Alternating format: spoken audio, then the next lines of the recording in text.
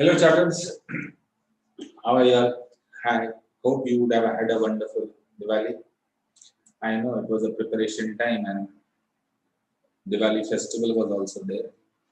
Plus, you'll have stranded in the house. But still, I'm sure that the days will be going wonderful and your preparations would be at peak since exams have already started. So you are aware that your exams will also be conducted.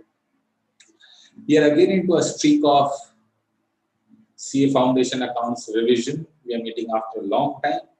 And today we are going to start the chapter called Consignment. It's a very simple, very easy chapter, but just concentrate on what I say about it. Correct? Listen to me first very carefully. First thing is introduction. Listen to the points. What is consignment? When I want to sell goods in another city and I appoint an agent over there who will sell goods on my behalf.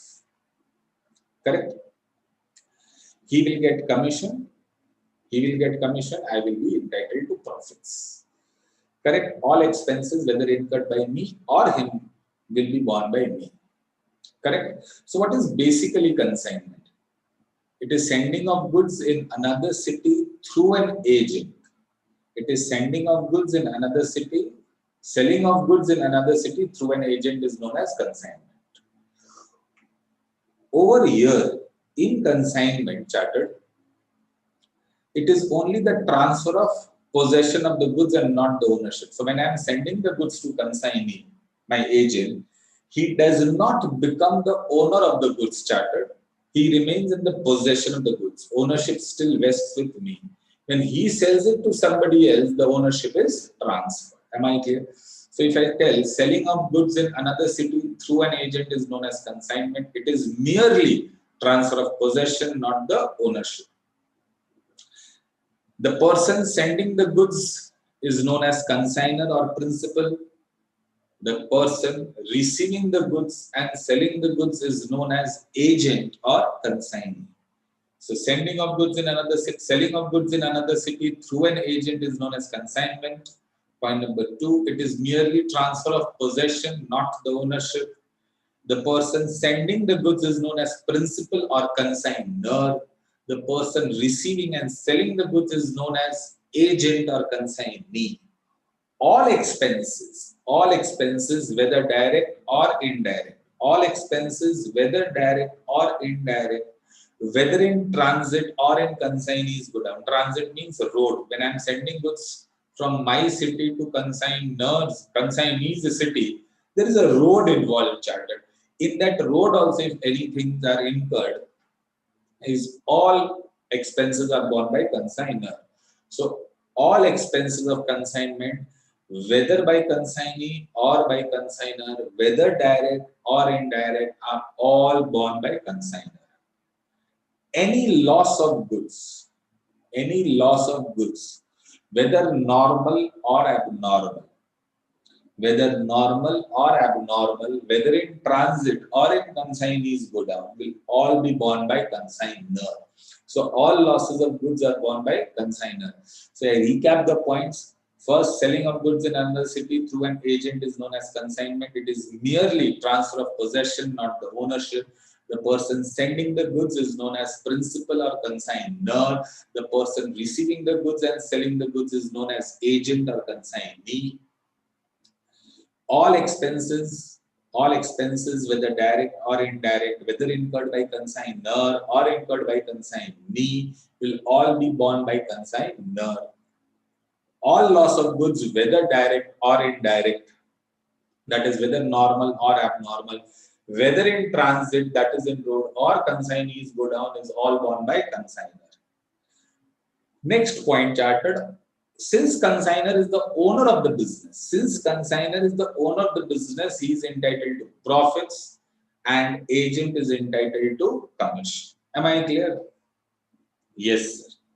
Apart from this, when consignor sends goods, along with goods, he sends a statement, which is like a bill in the format of the bill, but not bill, which contains the details about quantity, quality, and rate of goods consigned.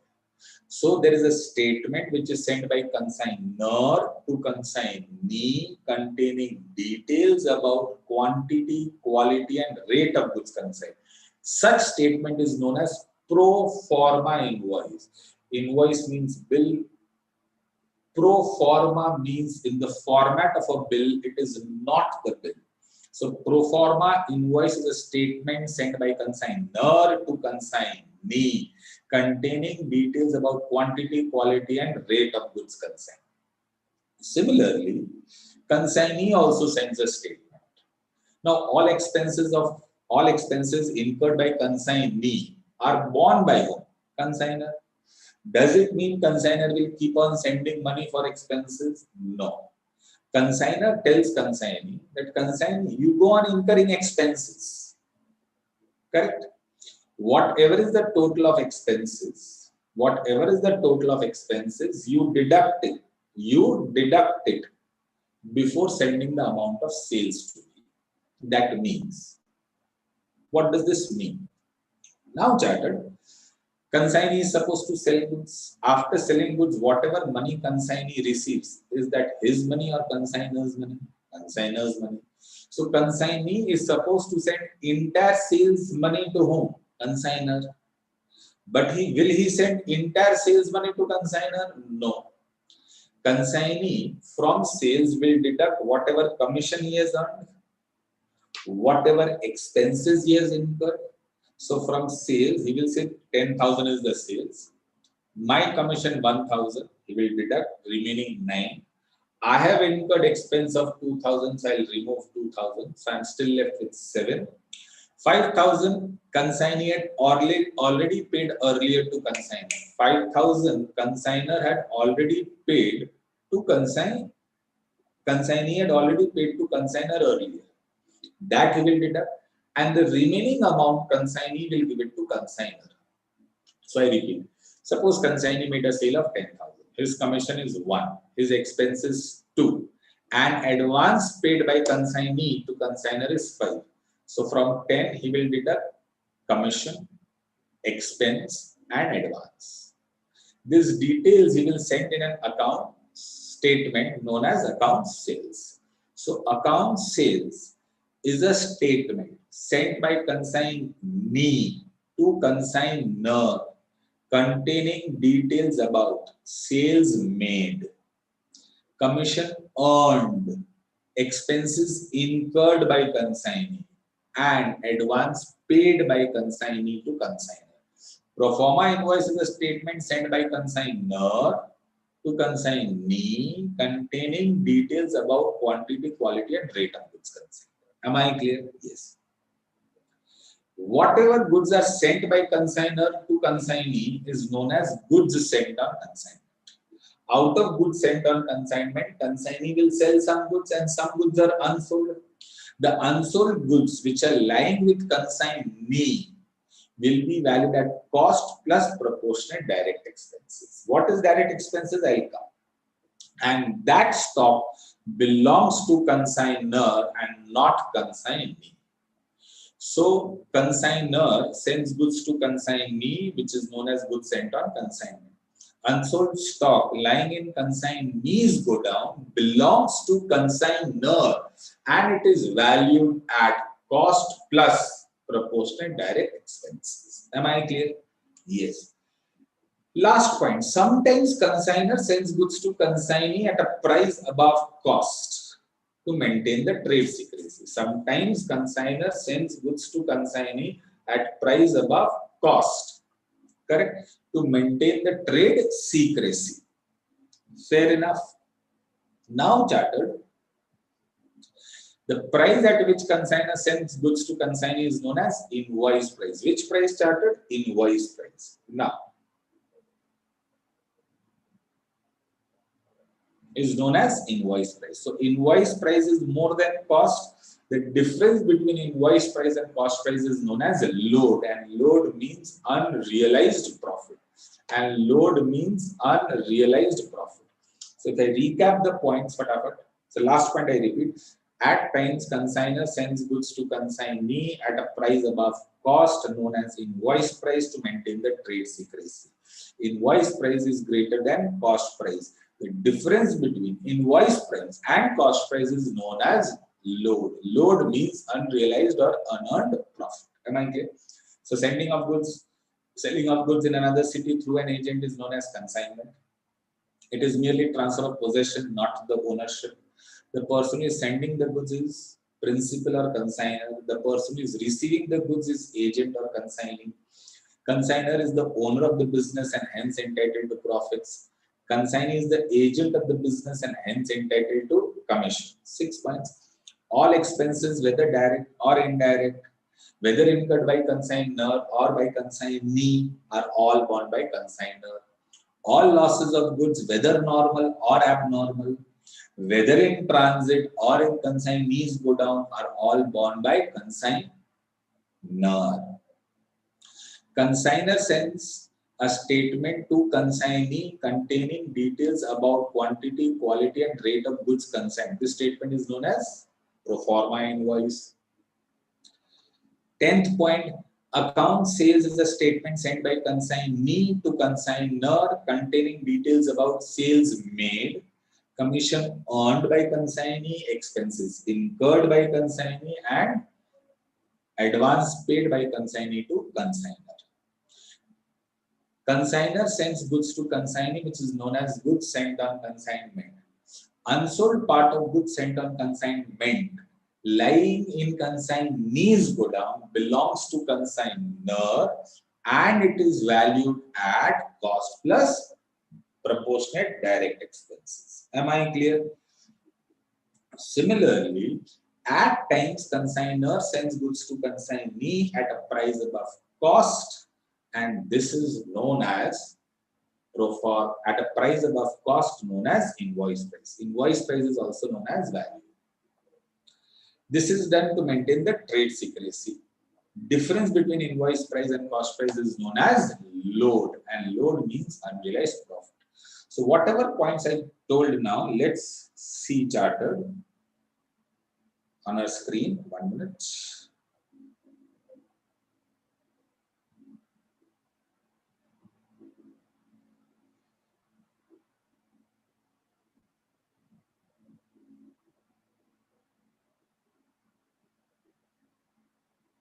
Let me read fast. First is selling of goods. Normally transfer of possession, not the ownership. Sending the goods principal or consigner, receiving the goods agent or commission. Any expenses will be borne by consigner. Any loss of goods will be borne by consigner. Owner therefore is entitled to profit.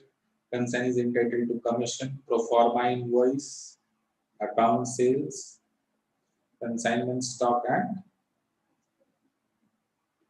invoice price charter. Am I clear? So if you want, you can take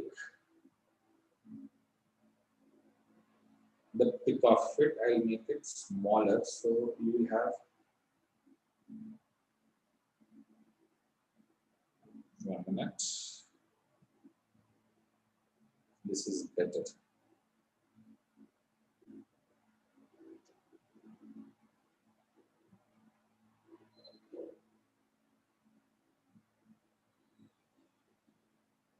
So you have taken pick till point number 9, and this is till point number 12. Proforma invoice, account sales.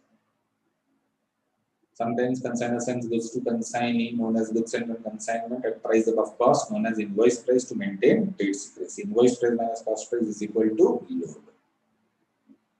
Unsold goods, load means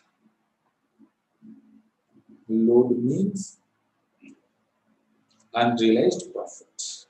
Unsold goods with consignee is known as consignment stock. Now, accounting. There are ledger accounts which consignor also prepares, consignee also prepares. Correct? The accounts which consignor prepares are 4 accounts. Number 1, consignment account to find out profit. Number 2, goods sent on consignment account to show the details of goods sent. Number 3, consignee's account to find out amount of money receivable from consignee. And the last abnormal loss account if there is abnormal loss. So 4 accounts. Consignment account to find out profit. So chartered consignment account is nothing but combination of trading and P&L account, which gives us profit. So all expenses, income, closing stock, goods sent on consignment, everything will be recorded in consignment account because it gives us profit. Second account is consignee's account. Consignee's account for consignor, consignee is a debtor, but because money is receivable from him. Am I clear? Third is goods sent on consignment account, and the fourth is abnormal loss account if required. On the other hand, consignee prepares number 1 consignor's account. For consignee, consignor is a creditor, liability. Remember this. For consignor, consignee is a debtor. For consignee, consignor is a creditor, liability. Second account is debtor's account if the goods are sold on credit. And the third account chartered, is commission account. For consignee, commission is income, so commission account will be transferred to his profit and loss account. Whose profit and loss account? Consignee's profit and loss account. Now, chartered, you can see the details of ledger accounts.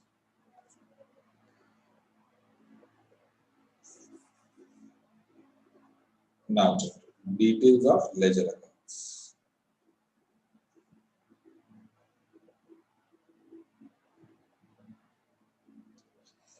In the books of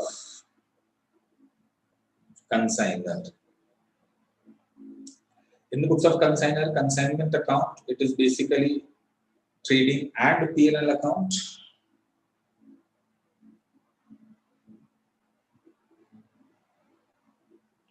It is prepared to calculate profit on consignment. Profit is given by pi consignee's account to find out amount due from him. Due from him means receivable. Consignee is a debtor.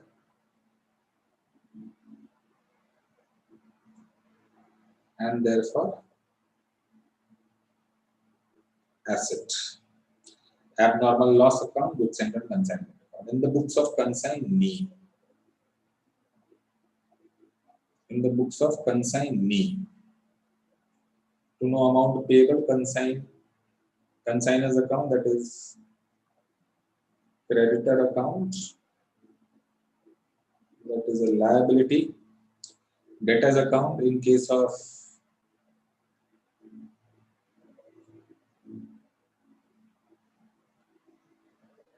credit sales and commission account.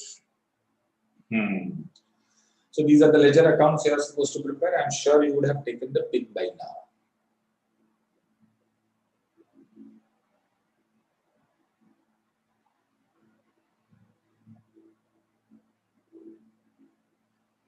Now chartered, invoice price,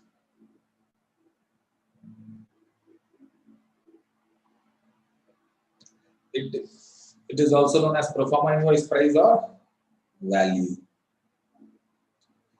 Invoice price is greater than load is known as unrealized profit. X by Y on cost, it becomes Y by X by Y plus X. That means if you are moving from cost to invoice price, it will increase. Therefore, add a denominator. Moving from invoice price to cost price chartered, you will subtract numerator from the denominator. Okay. 25% on cost is 25 by 125. We are adding because cost to invoice price increases. So add numerator to denominator. Invoice price to cost is decreasing. Therefore, subtract denominator. Over here, service 30 by 100. So 30 is subtracted. So 70. Cost to invoice price 25 is added. Correct charted? Yes, sir. Now, expenses charted.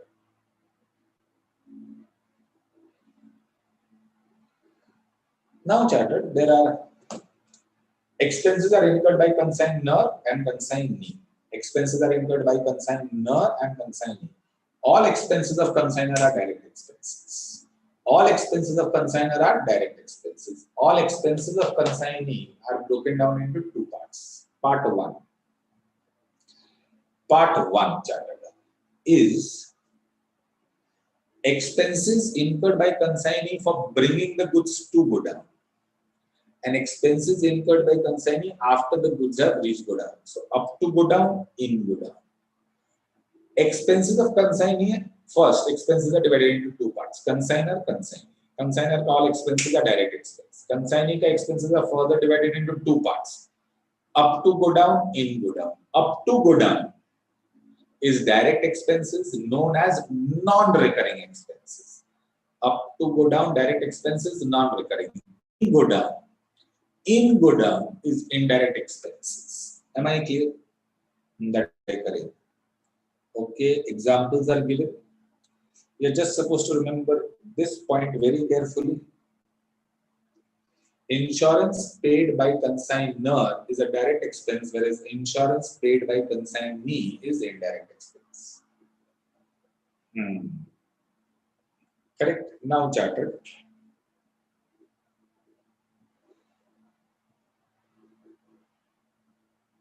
There is consignor,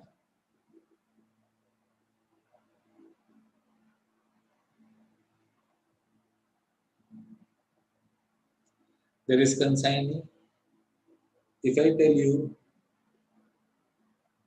consignor expenses ka journal entry, if I tell you consignor expense ka journal entry charter, it will be consignment to cash bank. Why consignment? Profit decreases. Therefore, debit PL. Consignment account is nothing but combination of trading and PL. If I tell you about consignee's expense, now for consignor, consignee is a debtor. Suppose consignor is to receive 10,000 from debtors. That is consignee. Consignee has incurred 2,000 expense. Therefore, now consignor will receive 8,000 from consignee. Sir, once again, sir. Consignee has sold goods for 10,000. Okay, sir. That means consignor is supposed to receive from consignee 10,000. Yes, sir. Consignee has incurred expense of 2,000. Fair enough. Therefore, consignor is now supposed to receive 10 minus 2, 8,000 from consignee. Yes. That means, can I say, because of expenses, in the books of consignor, consignee's balance decreases, so he will write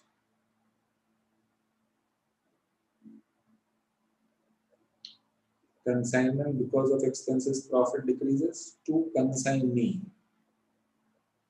His asset decreases. Whatever was receivable because of expense, that will decrease. For consignee, expenses incurred to cash bank. Consignee is supposed to pay to consignor. So for consignee, consignor is a creditor. That expense he will deduct. Therefore, his liability will decrease. So he will write consignor, creditor, decrease. Consignee was supposed to pay 10,000, 2,000 expenses. Now consignee will pay how much? 8. Earlier payable 10, now payable 8, 2,000 expenses decrease. Correct? Take the pick. 1, 2, 3, 4, 5. Correct? Now chapter. Commission.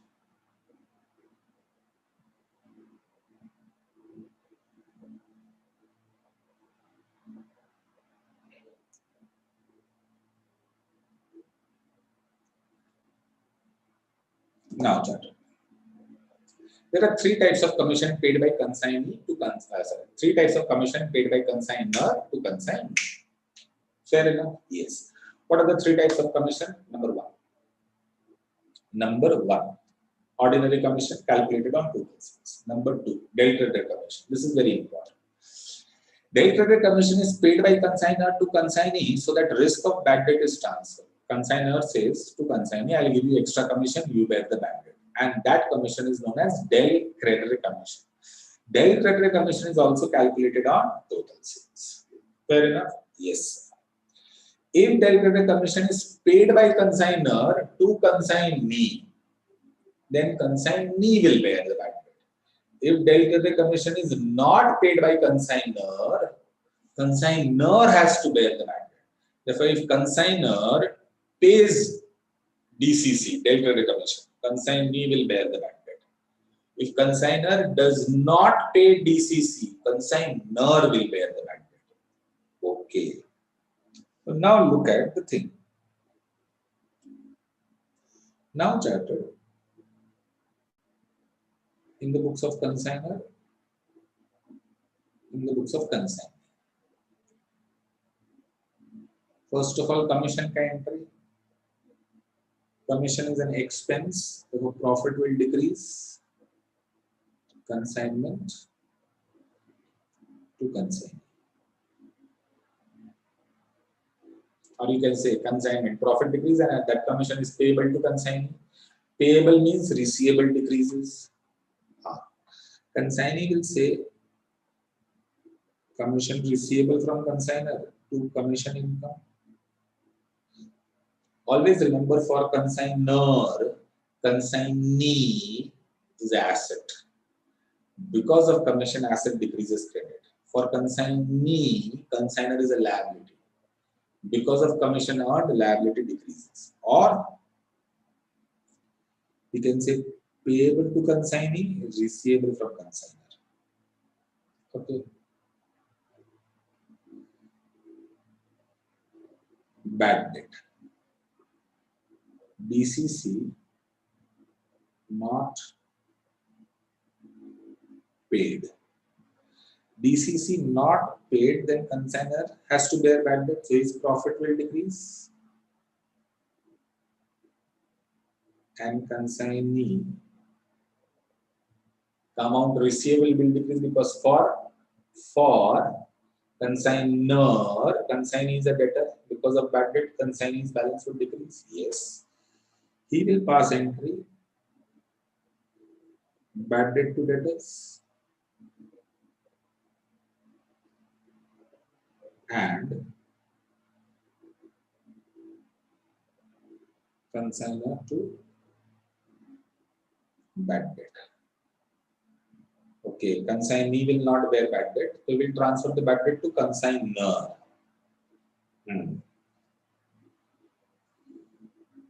DCC is paid.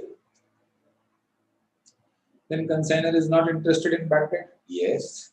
Then consignee will pass the entry, bad debt to debtors, and since he is bearing the bad debt, consignee will think like this: my commission 10,000, bad debt 2, which consignee has to bear.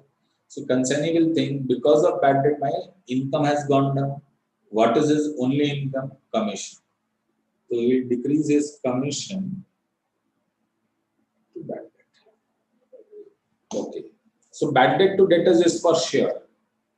Bad debt to debtors is for sure. If chartered, there is no DCC, he will transfer bad debt to debtors. If there is DCC, he will transfer bad debt to commission.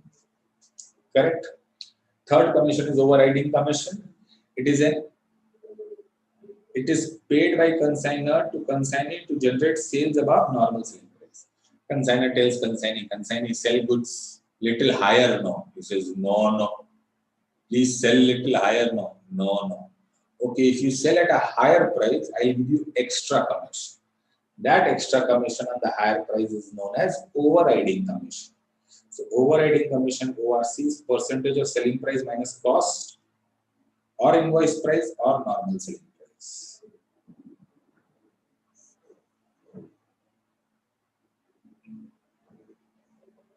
Correct? But invoice price, cost price and normal selling price of goods sold part only, because commission is calculated only on sold part. So you take cost or invoice price or normal selling price. This is also known as surplus. Surplus above cost, then selling price minus cost. Surplus above invoice price, that means selling price minus invoice price. Surplus above normal selling price, that means selling price minus normal selling price. Above cost means above cost of goods sold. Above invoice price means above invoice price of goods sold. Okay, so this is your commission. Done? 1, 2, 3, 4, 5. Loss of goods started. There are two types of losses. One is abnormal loss, one is normal loss. This theory which I have written, you read it yourself. But important point I will tell you. Normal loss cannot be insured, abnormal loss can be insured. Normal loss is not valued, abnormal loss is valued. Normal loss is not valued, but it increases cost per unit. How? 10 units, total cost 1000, cost per unit 100. 2 units, normal loss. So left is 8 units. Now we say 8 units, the cost is 1000. So earlier cost was how much? 100. Cost per unit 100, now cost per unit is 120. So cost per unit increases. So if cost per unit increases, obviously profit decreases. So normal loss is not accounted separately, but it indirectly decreases profit. Since it is not no valuation, therefore no journal entry. Abnormal loss is valued at cost. Now chartered journal entry. Abnormal loss, suppose 100 rupees. Abnormal loss to consignment. I debited abnormal loss because it's a loss. Okay. Why did you credit consignment? I told you consignment is nothing but combination of trading and profit and loss account. In trading account, on the debit side we write inflow of goods, credit side we write outflow of goods. Abnormal loss is outflow of goods. Therefore credited to consignment. Out of this, suppose insurance company admitted 80 rupees. If a loss is how much? PL 20 rupees. To abnormal loss. Either we can pass 2 entries or we combine the entries. I prefer passing 2 entries. Correct? So first we understood introduction, then we understood the ledger preparation, yes. Then we understood expenses, yes. Then we understood commission, yes. And then we understood loss. If nothing is mentioned in the question, assume abnormal loss. If nothing is mentioned in the question, assume abnormal loss. Okay, sir. Understood. Correct? Normal loss not valid. Normal loss cannot be insured. Abnormal loss can be insured. Normal loss is not valued. It increases cost per unit. Abnormal loss is valued at cost. Since it is not valued, cost per unit increases. Correct. Now, charter accounting. If you look here,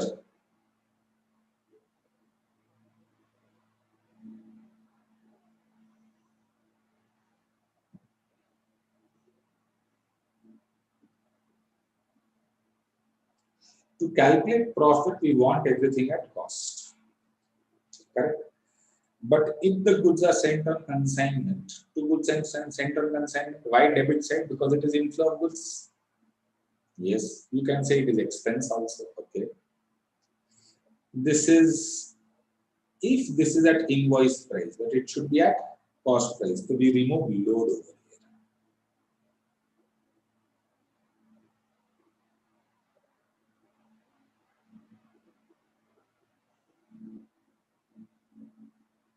This is load on GSC, opposite side.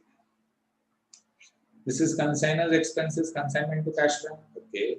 This is consignees. What and all we are supposed to pay consignee? What and all we are supposed to pay consignee? For three things: expenses, commission, bad debt if no delivery commission. So CNR is non-recurring expense, CRE recurring expense, that is total expense. Bad debt if no delivery commission is paid, and commission to consignee. Okay. Now this is sales. Okay. Abnormal loss at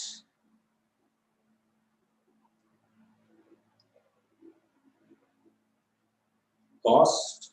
Okay. This is consignment stock at invoice price, but it should be at cost price.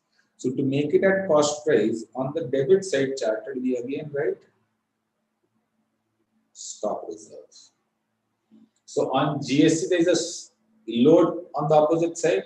On closing stock, it is at invoice price, right? Load on the debit side, so it will become at cost. So ultimately, if you have written at invoice price, there is a load. If you have written at invoice price, there is a load on the opposite side. Balancing figure is here. Okay, charter. Now, so for consigner, consignee's account is a debtors account. It is an asset. So asset is increasing. This much is receivable, or you can see for sale transfer. These expenses will be deducted. Expenses, commission, and bad debt. Yes. Now charted, there is one advance. Advance by consignee to consigner. What entry will consigner pass? What entry will consignee pass? Consigner has received advance, the consigner will pass cash, bank, or bills receivable to consignee. If a consignee may buy BR advance, consignee will pass consigner to cash, bank, or bills payable. Who has paid? Consignee has paid. One important point. No accounting for discounting of bills receivable and discounting charges.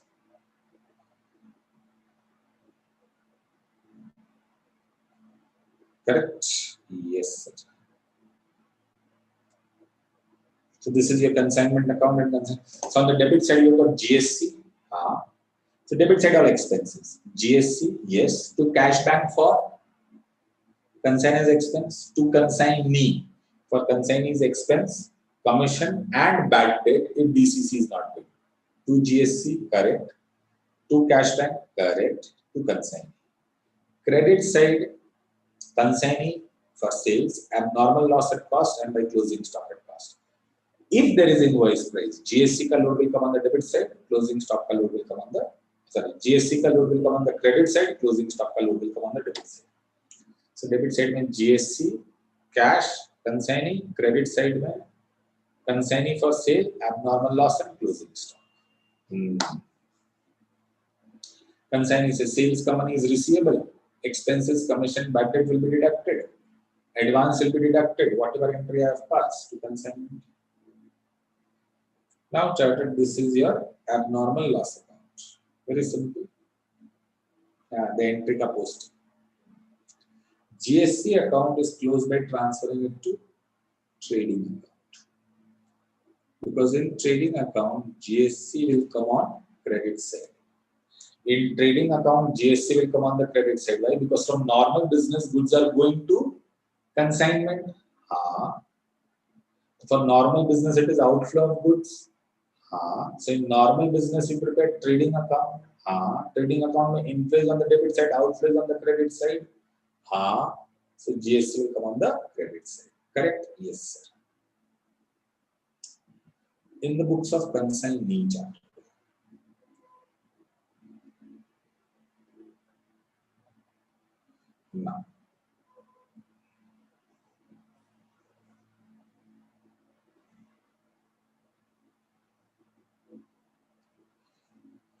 Now charter.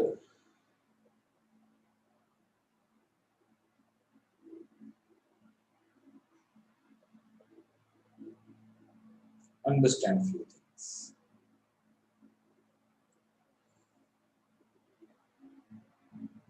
For consignee, consigner is a liability. Yes, no, yes. So he has to pay for cash sales, he has to pay for credit sales. Yes. He will deduct his what? Expenses, commission, bad debt if not paid, DCC is not paid. Yes, expenses, commission. If you look at then individually chartered, this is for expenses,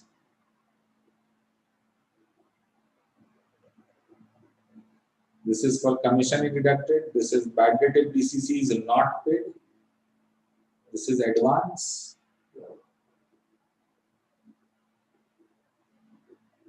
the general entry which I have shown above, and last May, this is the balancing figure.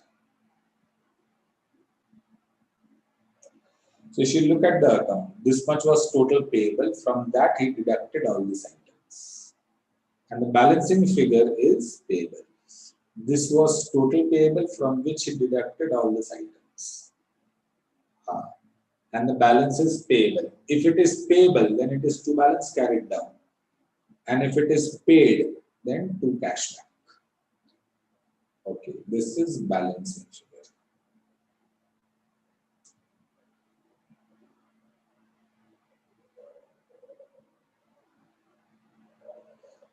Sir, can you tell me journal entry for sale? Yes. In the books of consignor,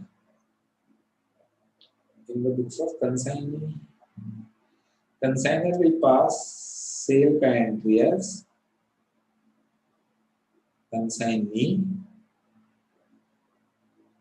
to consignment. By consignee debit receivable, by consignment credit, it is an income which will come in credit sale. Receivable and consignee. Either he has received cash or is supposed to receive the money from debtors. His sale, no, that money is payable to consigner. Correct. So debtors account by cash bank, by bad debt. This is for credit sale. Commission he will earn from consigner. Credit, income, yes. Subtract bad debt if DCC is paid. Understand this, if DCC is paid. And balance he will transfer to you. So charted this bad debt. If DCC is not paid, is transferred here. If DCC is paid, it is transferred here. So bad debts will come in debtors account for sure. But if DCC is not paid, bad debt will be transferred here. If DCC is paid, bad debt will be transferred to commission. Correct. It's normal, nothing big deal. Valuation of stock.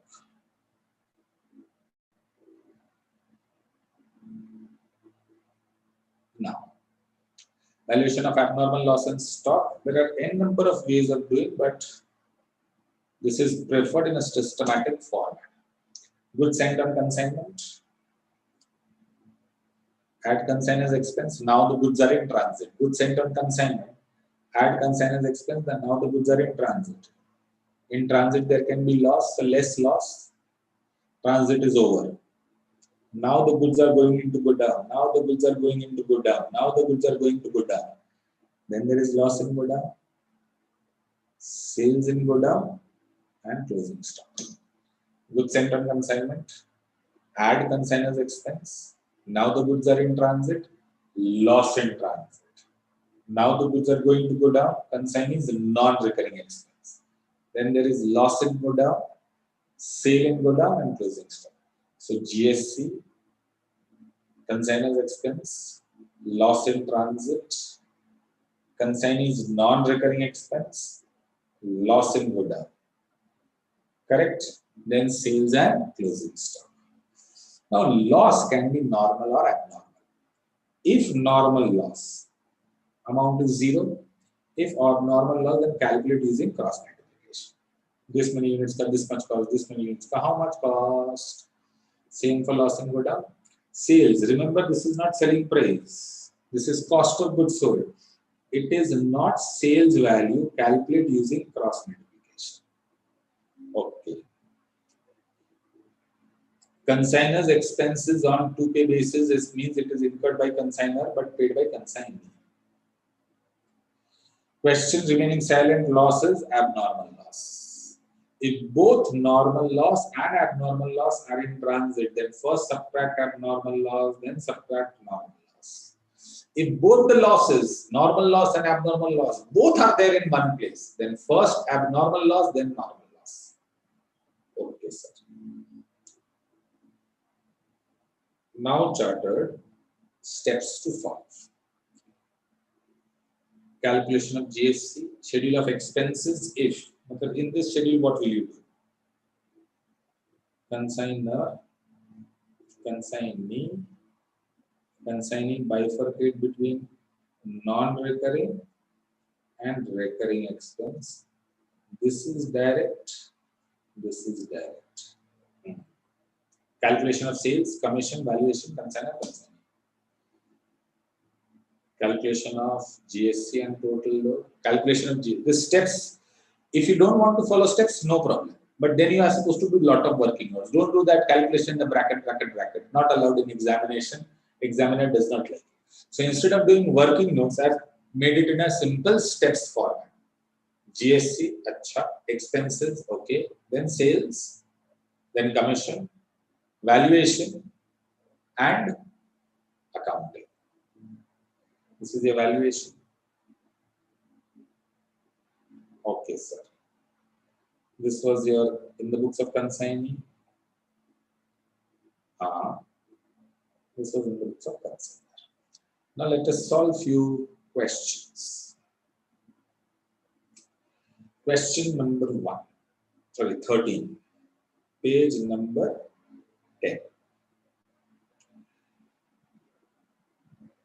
On 1/1/2018, Mr. Jill of Mumbai consigned to Mr. Jack of Chennai goods for at invoice price. Mr. Jack is entitled to a commission of 5% on sales at invoice price and 20% of any surplus price realized over and above invoice price.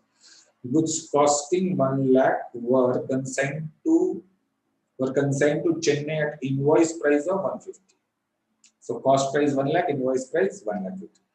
Direct expenses of consignor amounted to 10,000.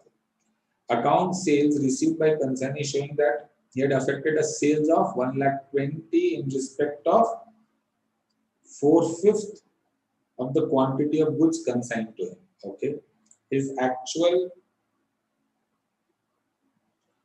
direct expenses were 3,000. Mr. Jack has accepted a bill drawn for 1 lakh and remitted the balance due in cash. Remitted the balance due in cash.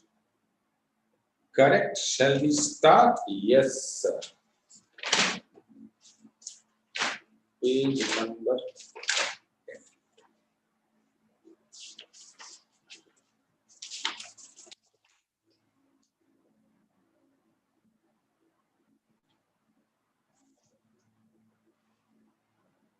Now, chart.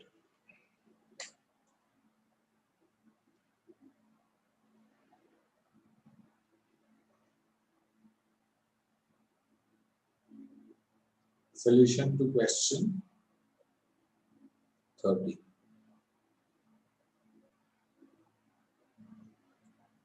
Okay. Simple. Step 1.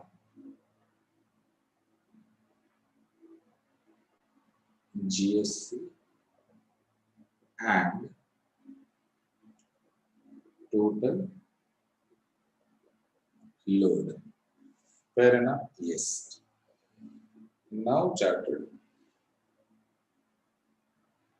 GSC at cost 1 lakh, GSC at invoice price 1,50,000. Therefore, total load is equal to 50,000. Correct?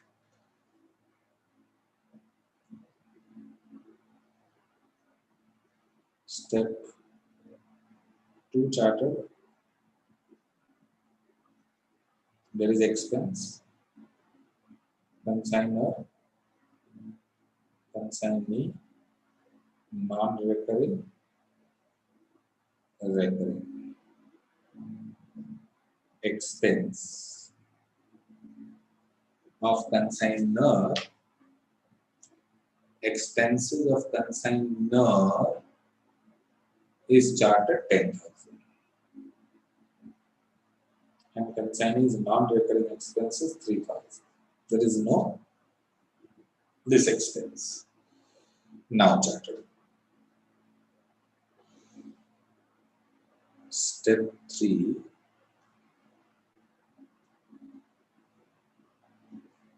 Sales. We need not calculate sales because it is given as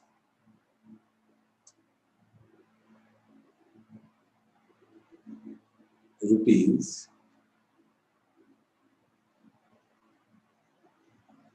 1,20,000. Step 4.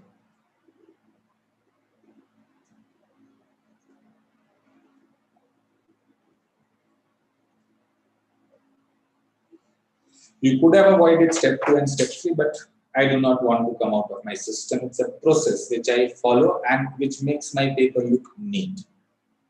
So do we have this much of time in the examination? Definitely, if you have a speed. Because over here, you don't have to think what you're supposed to do, what you're not supposed to do. You just go on writing. Actual sale price of 4/5 goods 1,20,000. Correct? Invoice price of 4/5 is equal to 4/5 into total invoice price is how much? 1,50,000. That is also 1,20,000. Therefore, I can say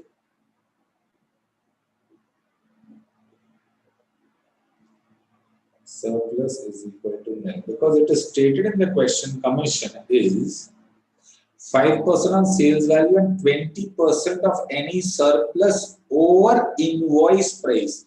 Over and above invoice price, I had told you while calculating commission, we are supposed to consider invoice price of goods sold. So invoice price of 4/5 only because goods sold is 4/5. Total invoice price is how much? 150. Can you see? Yeah, total invoice price is 150. Therefore, invoice price of 4/5 is how much? 120. Now, commission is equal to 5% on sales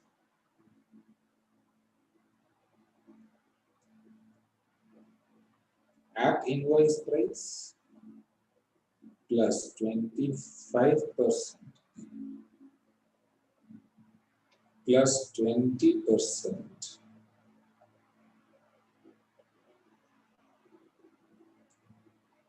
of surplus over invoice price. Now chartered rate is given sales at invoice price. Sales at invoice price is how much? So sale at invoice price is 120. Sales at invoice price means invoice price of goods sold. Acha, sales at invoice price means invoice price of goods sold is equal to 5% on 1,20,000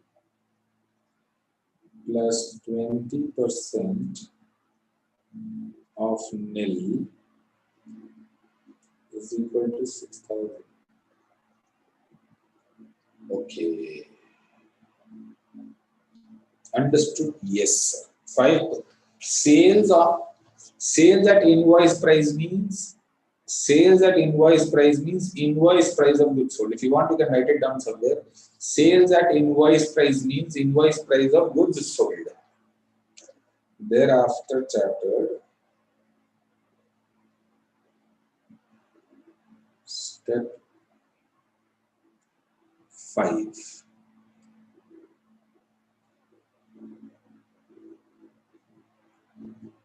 Valuation. This I'll do little in detail. Unit,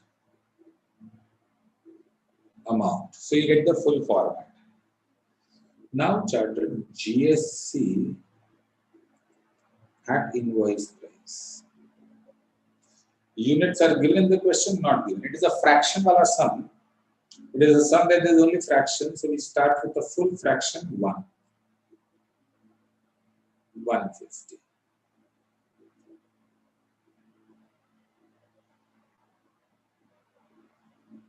Consigner's expense 10,000. 1 unit 1,60,000. Thereafter loss in transit not there.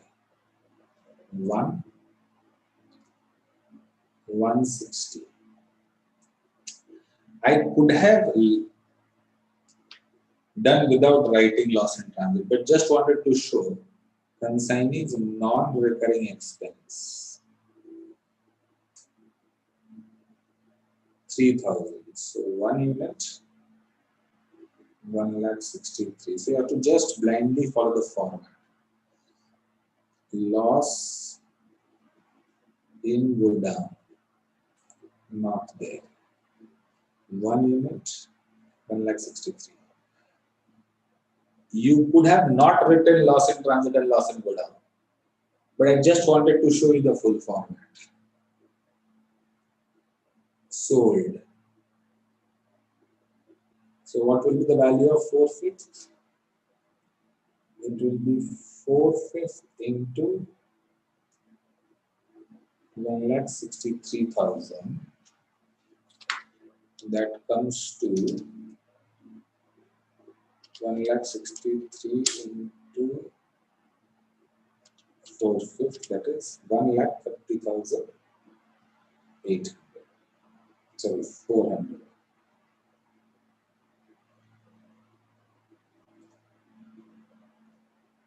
So stock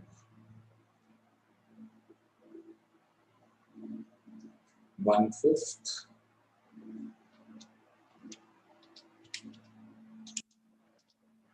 32,000, and everything is at invoice price chartered. Correct? Yes. Now, step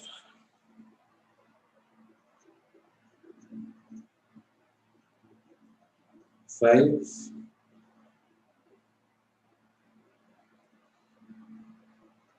In the books of Jack. Sorry, in the books of Jill.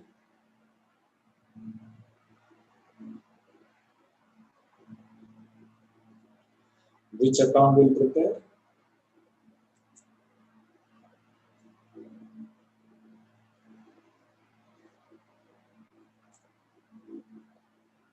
Consignment account.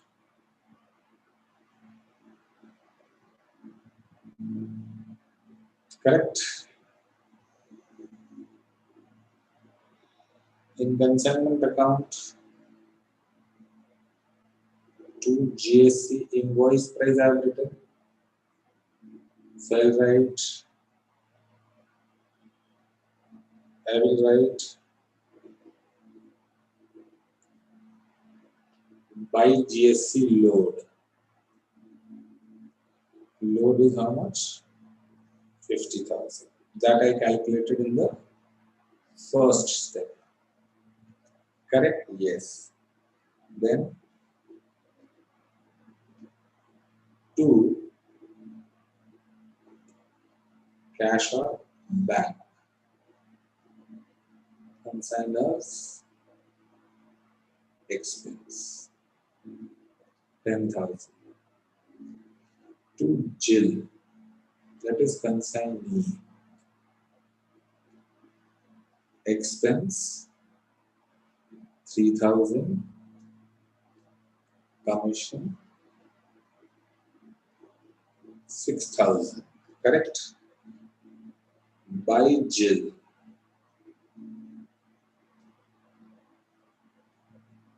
for sale, by abnormal loss is not there, by stock. Stock we calculated 32,600. So there will be stock reserve. Stock reserve means load on closing stock. Total load is how much? Sir, 50,000. How much is the closing stock? 1/5. Therefore, load on closing stock will become 10,000. Correct? Yes. There we are. So 50 plus 120 plus 32,600 minus 150, 160 minus 90.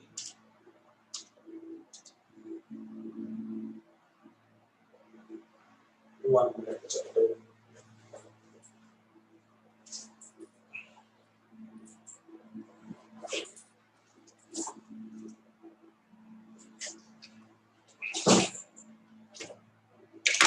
Let me calculate. 50,000 plus 1,20,000 plus 32,600 minus 150 minus 10 minus 3,000 minus 6,000 minus 10,000 is equal to 23,600. That is my profit. 2 PL. How much?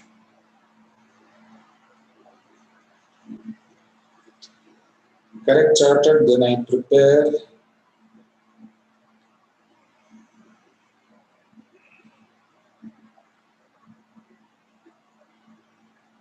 Jill's account. So Jill might write 2 consignment for sales I want to receive from him. 1,20,000. Listen to what I speak also. I want to receive from him 120. He will deduct his expenses. Yes, that is how much? Commission 6, and he has given advance also, I think. Accepted a bill. So you write by bills receivable, advance. How much was that? 1 lakh. And remitted balance by cash. This is advance. Remitted balance by cash by cash, that is 1,20,000 minus 109, that comes to 11,000. Balancing figure, this is also balancing figure. Correct, chartered. So we are done with, sorry, not Jill account, this is Jack's account. No? Jill is consigner, and we are preparing consignee's account. So debit side receivable, credit side payable. This is sale. Receivable, he will deduct expenses, commission, bad debt, if no DCC and advance. Simple.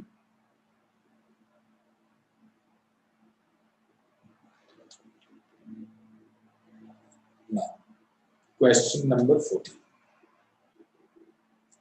Manoj of Noida consigned to Kiran of Jaipur goods to be sold at invoice price, which is 125% of cost.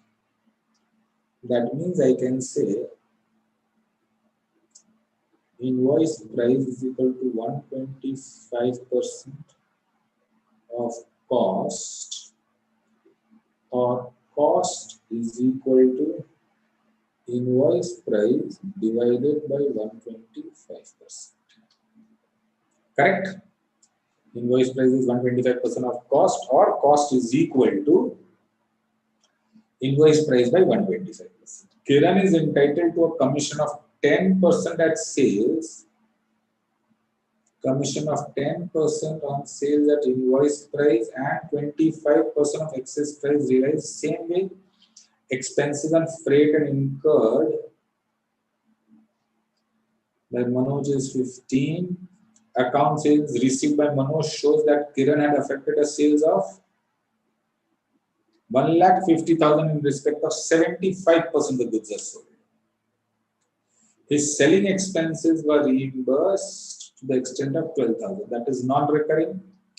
10% of goods of the value 18,750 were destroyed in fire in godown. So this is abnormal loss. And first of all, chartered value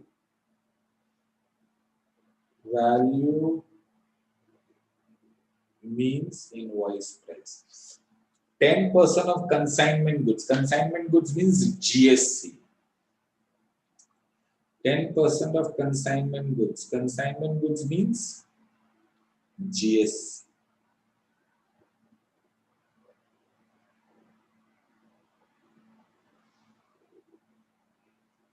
So 10% of goods and consignment at invoice price rupees 1850 were destroyed by fire. Destroyed by fire is nothing but abnormal loss.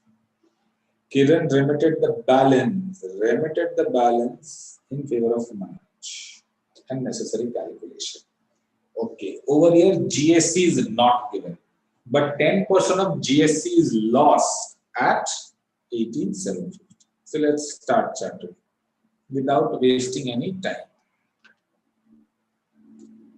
Solution.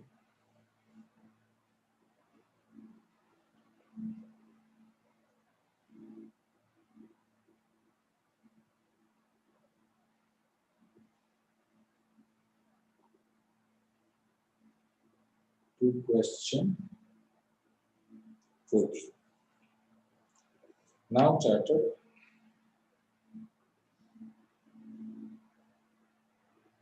step 1. Step 1 is GSC and total load. Now chartered, it is given in the question 10% of goods sent on consignment at invoice price is equal to loss. So 10% into GSC at invoice price is equal to loss of 18,750, yes. Correct. Therefore, GSC at invoice price is equal to 18,750 divided by 10% is equal to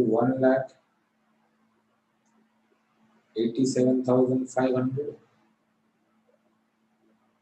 Yes, GSC at cost is equal to 187,500. This is invoice price. Invoice price divided by 125% is cost. There, here. It is given invoice price which is represents 125% of cost. That means invoice price was 125% of cost. Therefore, cost is equal to invoice price by 125%. Okay. So 187,500 divided by 125% is equal to 1,50,000.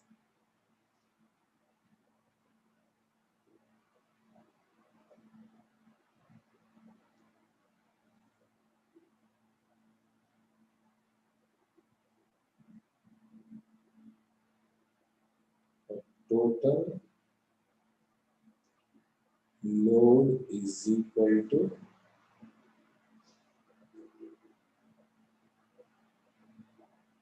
total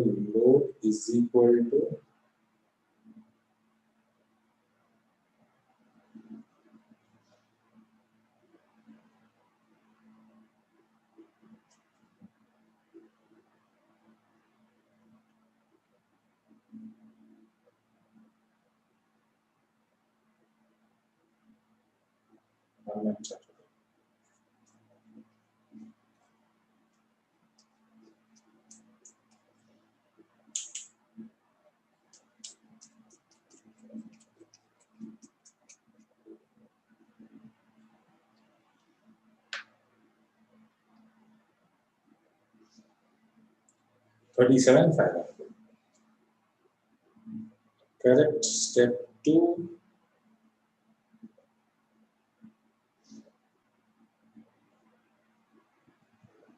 Expenses, consigner, consignee, non-recurring, recurring. Expense consigner is how much? 15,000. Consignee is non-recurring is nothing. And recurring, that is sales expenses, were how much? 12,000. Fair enough? Yes, sir. Thereafter, charted step 3.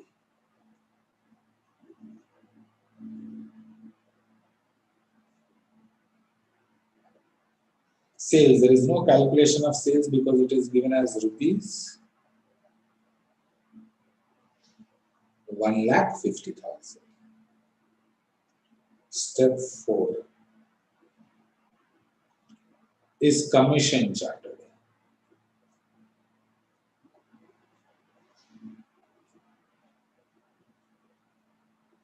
Commission में actual selling price of 75% of goods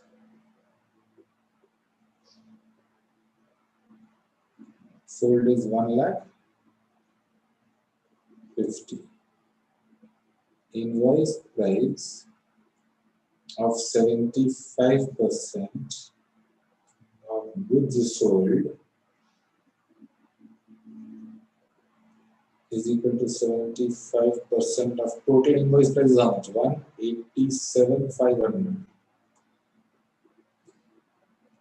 So 187,500 into 0.75 is equal to 1,406.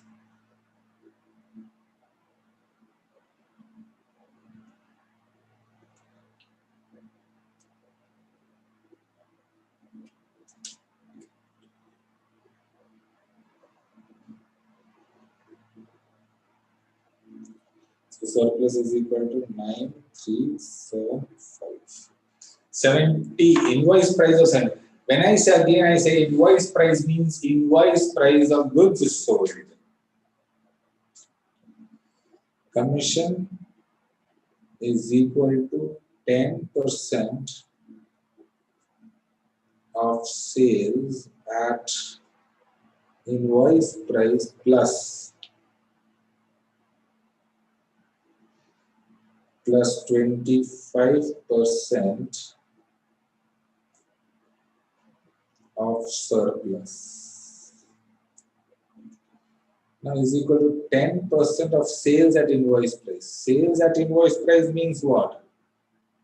The sales at invoice price means invoice price of goods sold. What is invoice price of goods sold? Sir, 140625 plus 25% of 9375 is equal to 1406.2.5 plus 9375 2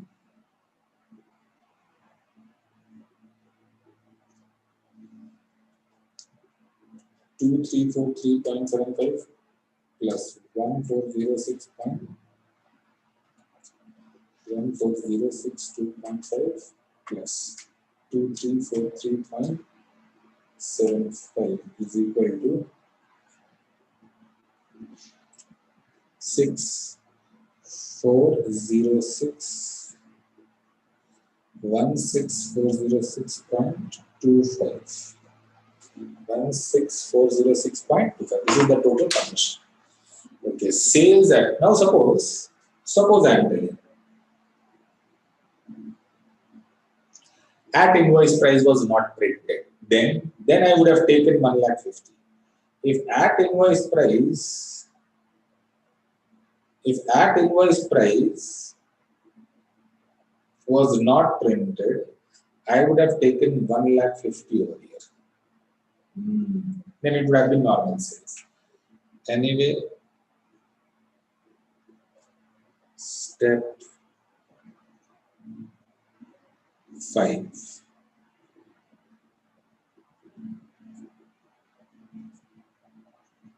Valuation. Units, amount. Goods sent and consigned. Everything is in percentage. So let's start with 100%. 1,87,500. Okay. Then consigner's expense.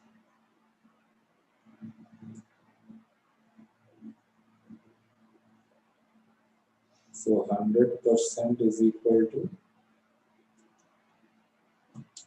187,500 plus 15,000.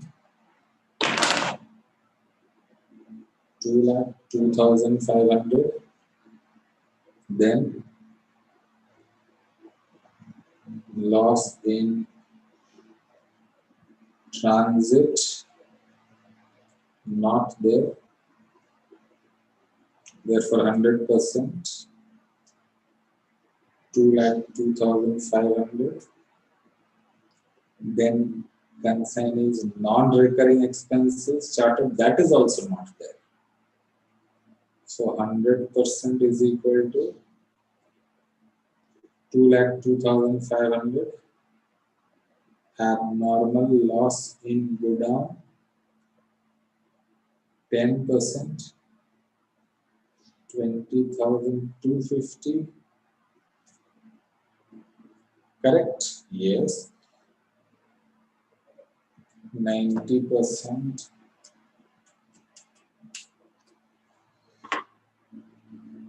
182,250. Sold 75%. That is divided by 90 into 75. 151,875 stock.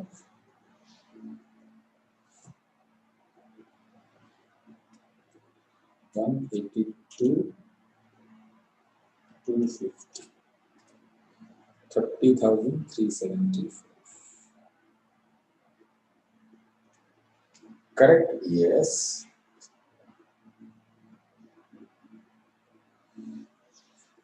Now charted step.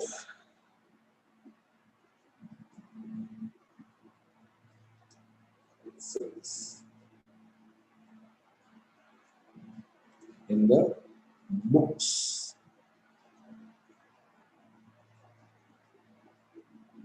of Manoj. Now you would have understood each step has its own charisma, own importance. If you want, you can avoid, but you are supposed to show that a lot of work in notes. And there is no presentation for same presentation for all the sums.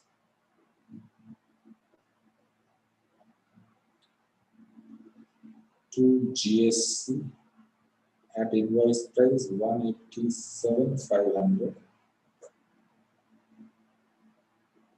By GSC invoice load is 37,500. To cash out bank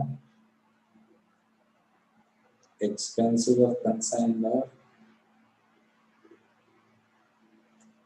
to consignee Manoj, he sent it to Kiran. To Kiran, expenses, selling expenses were there to the tune of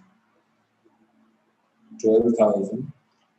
Commission is 16,406.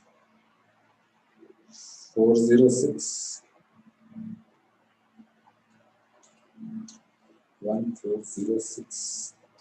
2.5 plus 234 3.75 is equal 16,406. Thereafter, by Kiran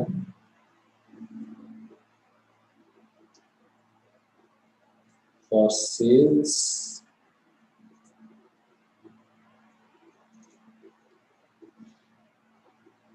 by abnormal loss. Invoice price is how much? 20,250 is invoice price. Load will be how much? Total load is 37,500 and loss is 10%. So load will be 3,750. So abnormal loss at cost 2,250 minus 3,750 is equal to 16,500. Abnormal loss at cost, that is invoice price minus load. Total load is 37,500, but 10% load will be how much? 3,750.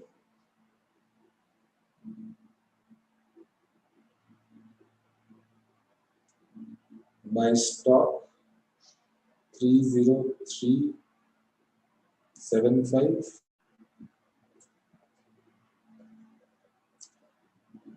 To stock reserve. Total load is how much? 37,500. Stock is how much? 15%. Therefore, 37,500 into 15%. 5,625. Plus 16,406 plus 12,000 plus 15,000 plus 187,500 minus 37500 minus 1,50,000 minus 16,500 minus 30374.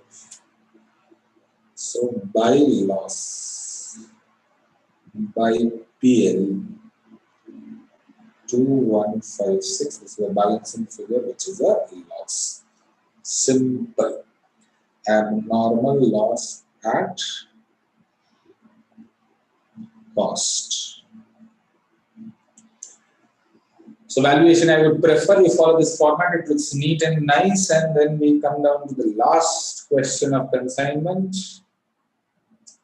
Mr. A of Assam sent on 18th of February 2017 1,000 DVD players to Bay of Bengal costing ₹100 each. Expenses 1,500 made by Consignor. We spent 3,000 for clearing and selling. 22 per DVD player. Sold. This is not good. B sold 600 DVD at 160, 300 DVD at 170. Commission of 125 per DVD player sold plus 1/4 of the amount by which gross sale proceeds less total commission thereon exceeded a sum at 125 per DVD sold. We are required to calculate commission. Okay. Now, just concentrate.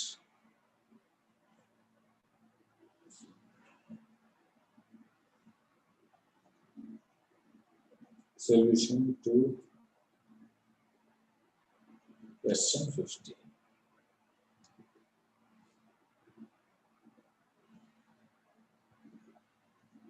Calculation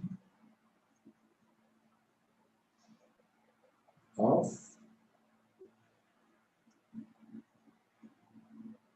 gross sales.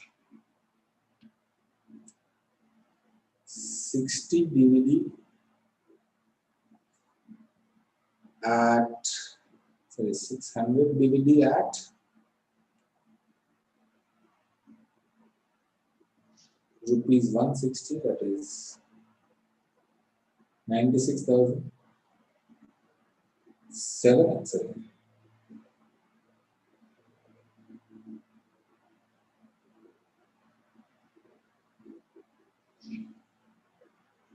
$300 DVD into rupees 170, that comes to 51,000. Total gross sales is 1,47,000. Now, charted gross sales or sales means one and the same. And while calculating commission, you are not interested in any expenses.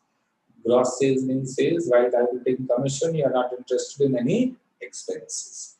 Now, the question says that commission is equal to 25 per DVD sold. That is 25 into DVD sold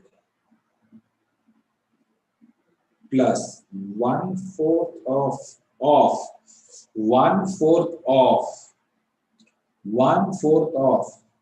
the amount which gross sales less total commission, gross sales less total commission exceeded means minus, x exceeds y, that means x minus y. Exceeded means minus, a exceeds b, that means a minus b. Exceeded a sum calculated at 125 per DVD sold. I repeat, 25 per DVD sold plus 1/4 of gross sale less total commission exceeded 125 per DVD sold. And DVD sold is how much? 900. Therefore, we can say x is equal to 25 into 900 plus 1/4 is 0.25. 147 minus x minus 125 into 900. X is equal to 900 into 25, 22,500 plus 0.25 147 minus x minus 125 into 9. 1,12,500. X is equal to 22,500 plus 0.25, 147 minus 147 minus 1,12,500. 34,500 minus x. 22,500 divided by 4. 8625 minus 0.25x. X plus 0.25x is equal to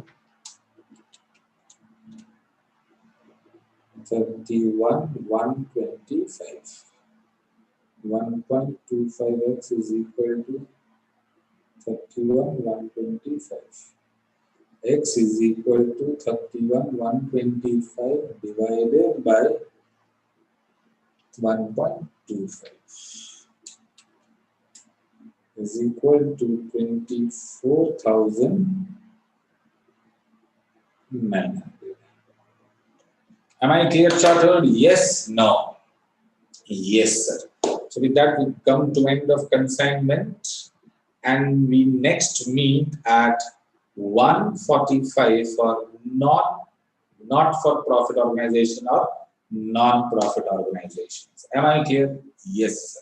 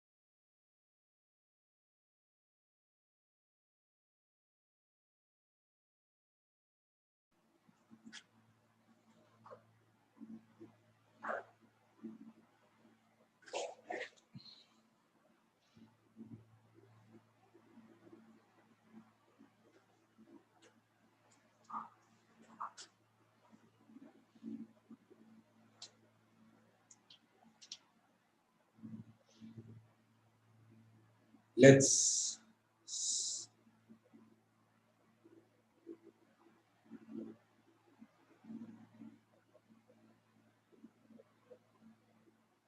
start chartered. Now let's start with the chapter called NPO. Very simple chapter once again. In NPO chartered, NPO means non-trading and non-profit organization.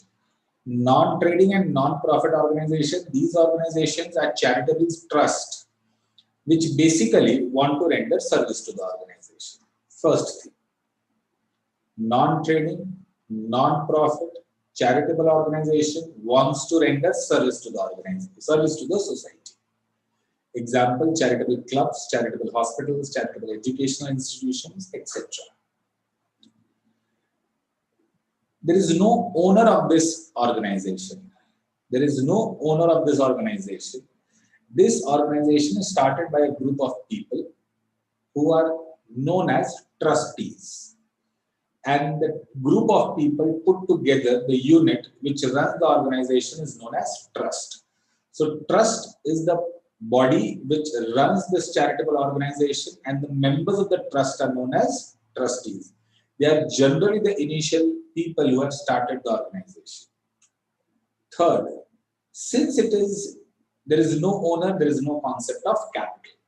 So whatever is the initial contribution made by the trustees and whatever initial donation collected by them becomes their capital, known as capital fund or general fund or corpus. Am I clear? So it is a non-trading, non-profit seeking organizations, charitable organization started with the objective of rendering service to the organization, service to the society. There is no concept of owner. It is run by a body known as trust, and the people of that body are known as trustees. They are those individuals who have started the organization with the objective of serving the society. Since there is no owner, there is no concept of capital. Initial contribution made by the trustees and initial donation received by the trustees becomes their capital fund or general fund, which on the dissolution of the organization does not go back to the trust or individual people trustees. The capital is not returned to the owner. Am I clear, chartered? Now chartered. What we are supposed to do? We are supposed to do final accounts of these non-profit organizations. In final accounts, they prepare income expenditure account, receipts and payment account, and they prepare income expenditure account, receipts and payment account, and balance sheet. Income expenditure account is a replica of profit and loss account. Income expenditure account is a replica of profit and loss account. It records expenses and incomes on accrual basis. Receipts and payment account is nothing but chartered their summary of cash book, which is prepared at the end of the year. During the year, they prepare cash book, but at the end of the year, that full-fledged cash book is summarized, and that summary of cash book is known as receipts and payment account. So receipts and payment account is similar to cash book. It records all cash receipts and all cash payments made during the year. It can be capital or revenue. And balance sheet is as usual. So let's go through some of the notes charted.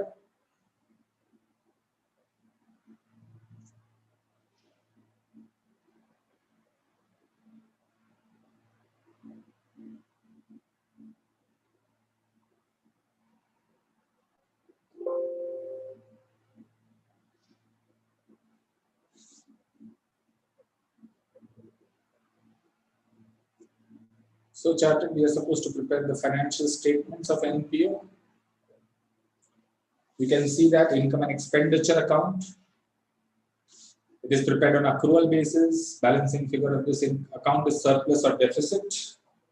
Surplus means profit, deficit means loss. Records all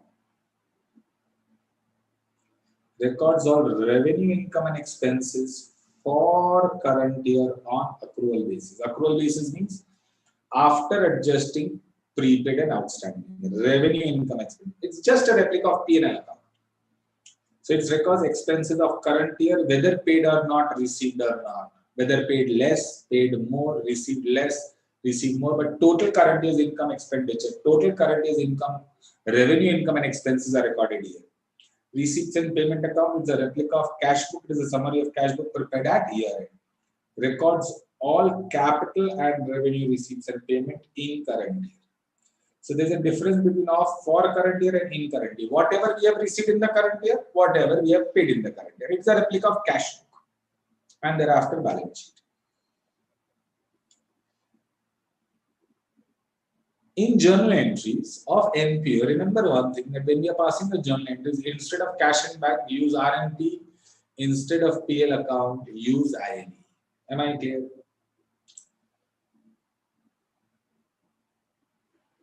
This is again very important.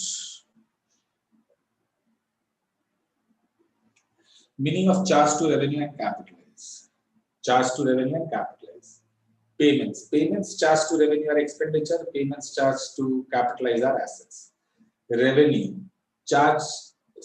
Receipts charged to revenue, receipts capitalized. Receipts are first categorized into two parts. General receipts, specific purpose receipts. General receipts means those receipts which can be spent anywhere. Achha. General purpose, specific purpose. General purpose, non-recurring. General purpose recurring, general purpose non-recurring. General purpose non-recurring is charged to revenue and transferred to income expenditure. That is my normal income. So if there is a receipt for general purpose, which is recurring in nature, it will come in profit and loss account, that is income expenditure. If it is non-recurring, then capitalize it, add to capital fund. Example, entrance fees. It's for general purpose. We can use it anywhere. But we do not transfer it to income expenditure, we add it directly to capital fund. Because capital fund also can be used anywhere. Sir, if we transfer entrance fees to income expenditure, one and the same, no problem. But since institute believes, so general purpose, recurring income expenditure, non-recurring, add it to capital fund. Okay. Specific purpose, capitalize, balance sheet, liability, special item. That means we have received the money which is to be spent for capital purpose, for specific purpose. Prize fund, tournament fund, building fund. That means money which we have received, can spend only for tournaments. Money which we have received, we can spend only for prizes. Money which we have received can be spent only for construction of building. Okay, am I clear? So, payments, receipts. Payments charged to revenues, expense, P&L debit, income expenditure. Capitalized means it's an asset. Revenue. For general purpose, for specific purpose. For general purpose, recurring in nature, PL credit. Non-recurring in nature, add to capital. For specific purpose, shows it in balance sheet, liability as separate item. Now, chart. When it is given in the question, assets written off, that is an expenditure, income expenditure, debit. Assets written off, expenditure, income expenditure, debit, correct. Liability written off, income expenditure, credit. Liability written off, income which will be transferred to income expenditure, credit. Am I clear? Yes.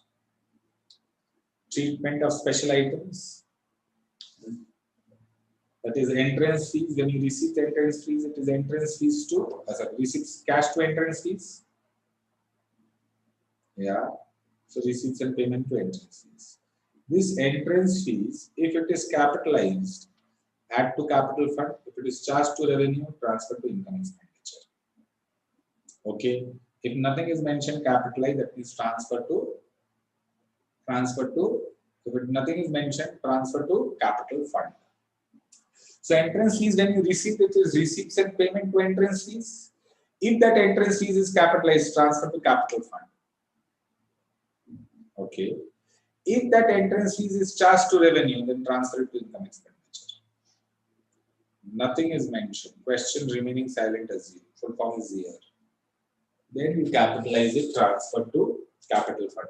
Sir, if nothing is mentioned and I assume it is charged to revenue and transfer to income expenditure credit, is that wrong? No, chartered, that is not wrong, but this is what institute has done it in most of the questions, that if nothing is mentioned, they have added entrance fees to the capital fund, stating that it is non-recurring in nature. Okay. Correct? Yes, sir. Thereafter, donations. When you receive donation, receipts and payment to donation.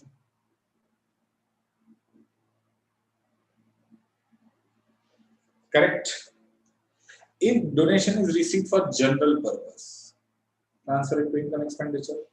If donation is received for specific purpose, then their specific purpose can be two types. One, specific purpose can be of two types. One for meeting revenue expenses, for meeting capital expenses. If it is for meeting revenue expenses of current year, then transfer it to income expenditure. If it is for next year, transfer it to balance sheet. Now, understand this very well. We have received a donation for general purpose. Income expenditure credit, we have received for specific purpose. Then think, it is revenue in nature or asset creation. Revenue in nature, example. For upkeep of ground, for repairs, maintenance, for salary to teachers, for honorarium to doctors. These are our revenue of current year. Then you transfer it to income expenditure. But it is for distribution of prizes in the next year. Then you transfer it to balance sheet liability. Donation to prize fund. If it is for asset creation, again you transfer it to balance sheet liability. Donation to building fund. Purpose for which fund is created. Okay. General purpose, income expenditure. Specific purpose, revenue. Revenue में दो. Current year, income expenditure. Future years, liability. Asset creation, liability. So, example of current year. Donation for upkeep of ground. Donation for maintenance of ground. Revenue in nature. Transfer it to income expenditure.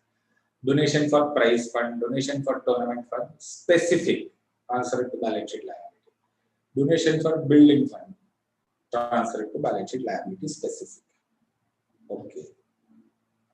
Correct? Yes. Legacy. That means we have received property or some assets of a deceased member. So when we receive legacy, this receipts and payment or asset to legacy. Okay. So it will either increase cash or it will increase asset. And this legacy chartered will be added to capital fund. This legacy chartered will be added to capital fund.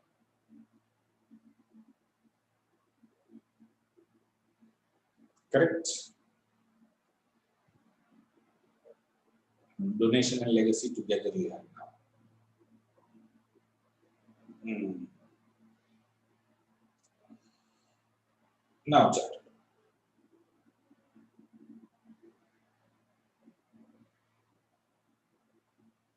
Grant. Financial help received from government or other bodies which should be charged to revenue. Receipts and payment to grant and grant to income expenditure. Endowment fund. Now chartered endowment fund understand. Endowment fund, it is a donation received for specific purpose, which is invested. Okay.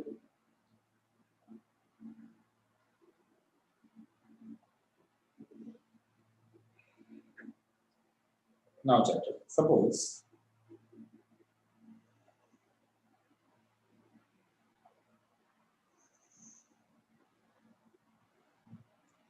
endowment fund example. Say prize fund. So prize fund we had told earlier. It's one and the same. The name is different. Okay.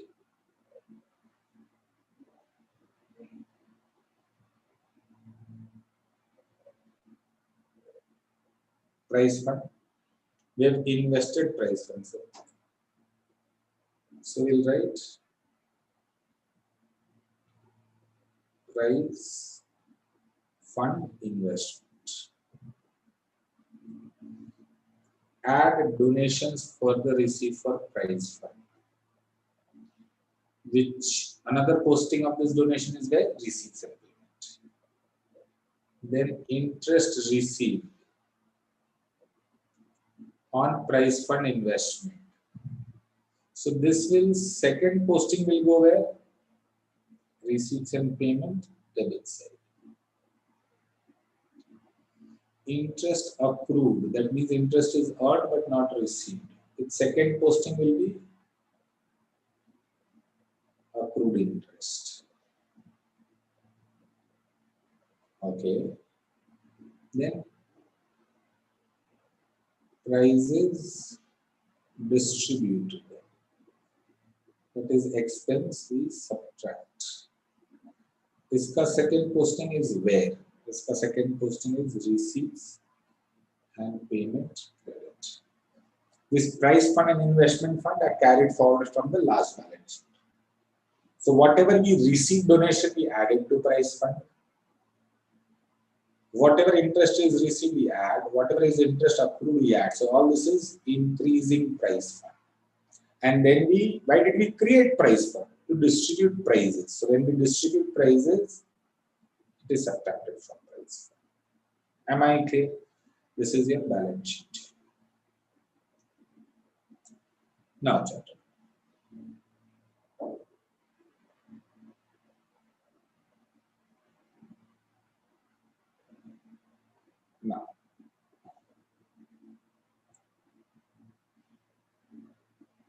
Now, chatter, let's understand few more things.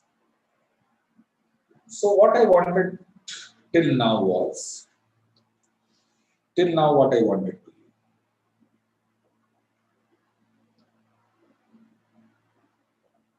Non-profit organization. First is meaning. Non-trading, non-profit. Number 2, purpose. Charity purpose to serve the society. Trust ka concept and trustee. There is no owner. Correct? Financial statements. Income expenditure, which is a replica of PL, receipts and payment, which is a replica of cash book and balance sheet. Correct? Yes. Thereafter, we studied treatment of, we understood the meaning of charged to revenue and capitalized, the meaning of these two words. Okay. Then we understood the treatment of donation, entrance fees, admission fees, life membership fees, same thing. Then we understood legacy, and then we understood endowment fund. Correct? We are basically supposed to prepare these three. Now, so as working notes,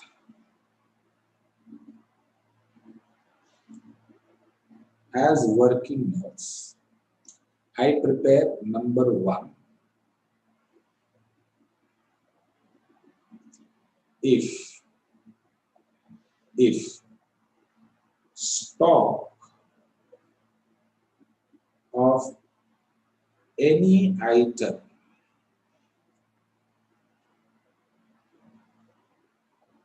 is given, if stock of any item is given,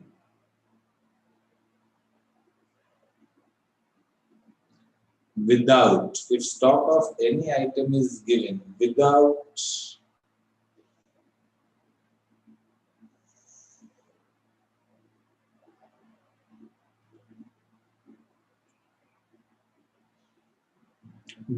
sales of that item or with sales of that item. If it is given without sales of that item, you prepare stock account. If it is given with sales, then you prepare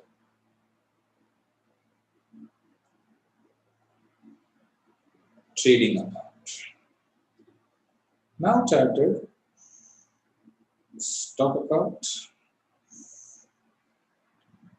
trading account.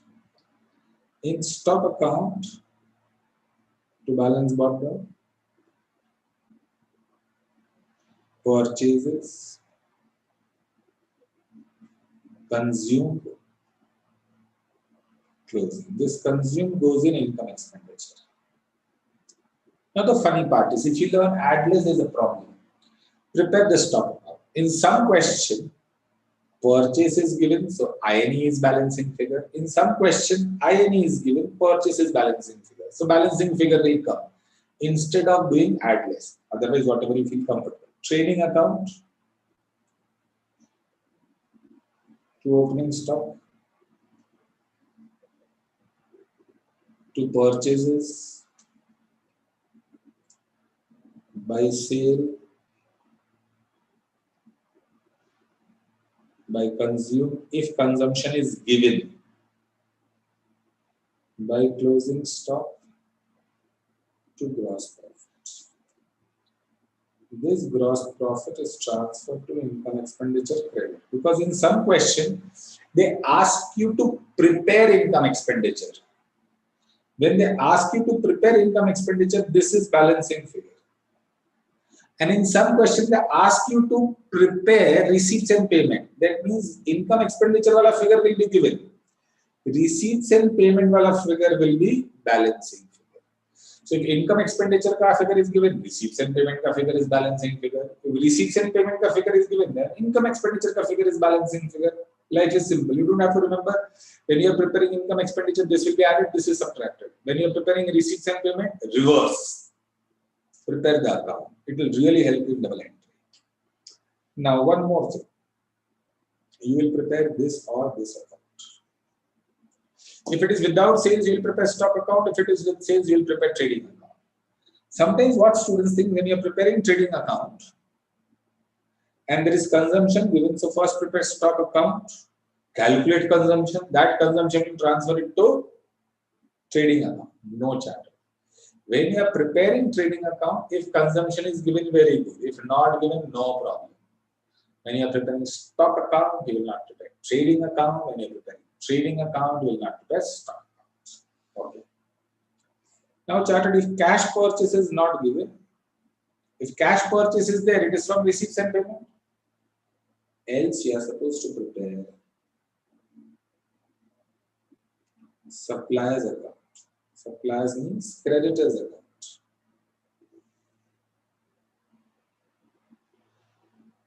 Liability will have opening balance on the credit side, and liability will have closing balance on the debit side.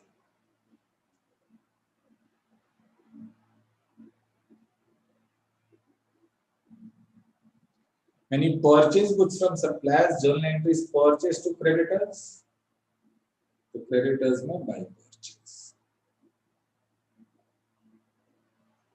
And this purchase will be transferred to stock or trade. When you make payment to creditors, it is creditors to RMB.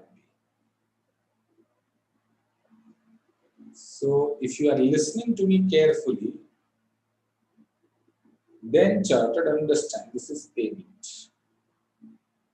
Suppose you are preparing income expenditure. That means receipts and payment is given. That means this is given. This is balancing figure.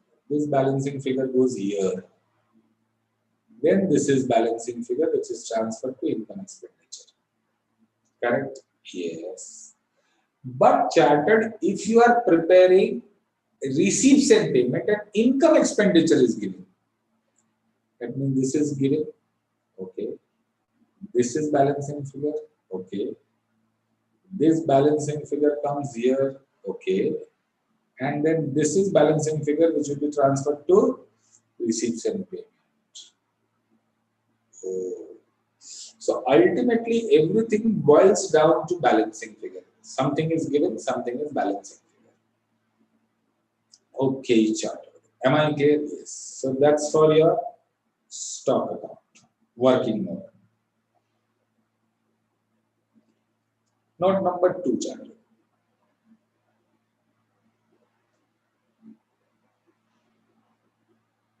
Subscription account charter.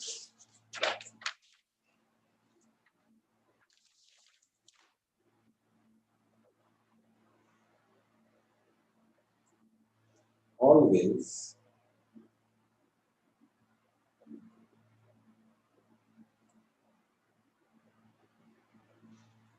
prepare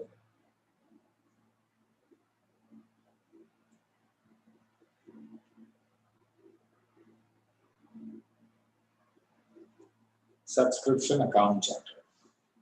Always prepare subscription. Now, subscription is an income. Yes. Outstanding is assets. Yes. Outstanding income means income receivable is an asset. Yes. Pre-received is liability. Yes. When you receive, the entry is cash to subscription. Yes. And when you transfer to income expenditure, the entry will be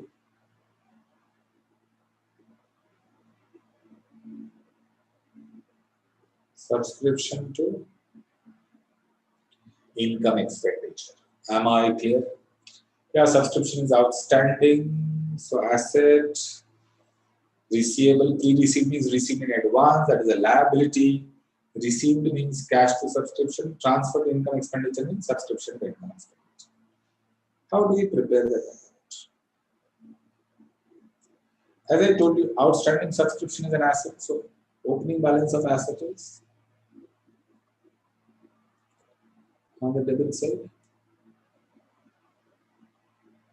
Closing balance of asset is on the credit side. Pre-receipt is a liability, received in advance by opening pre-receipt.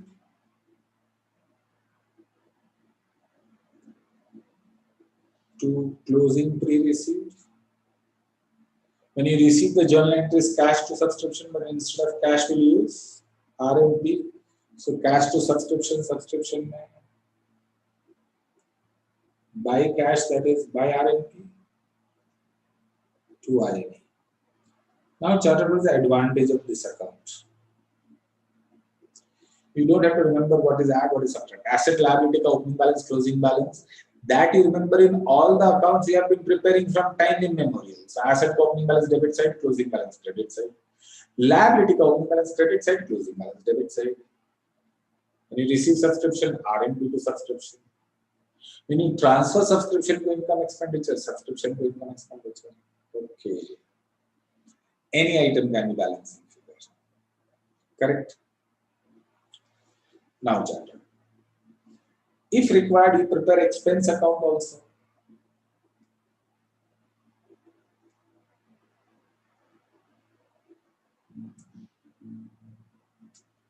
It is a reverse of income account.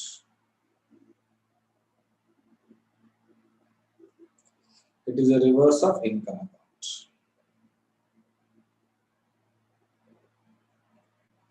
By opening outstanding to closing outstanding to opening prepaid assets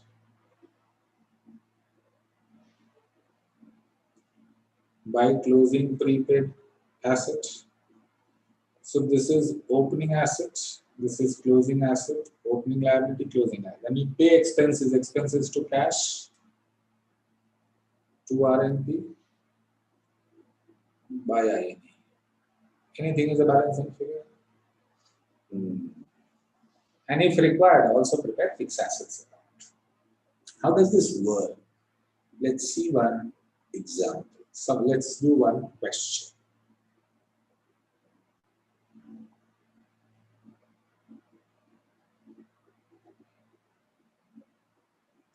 Question number 17. The following information of Messrs. TT Club are related for the year ended 31st of March 2018.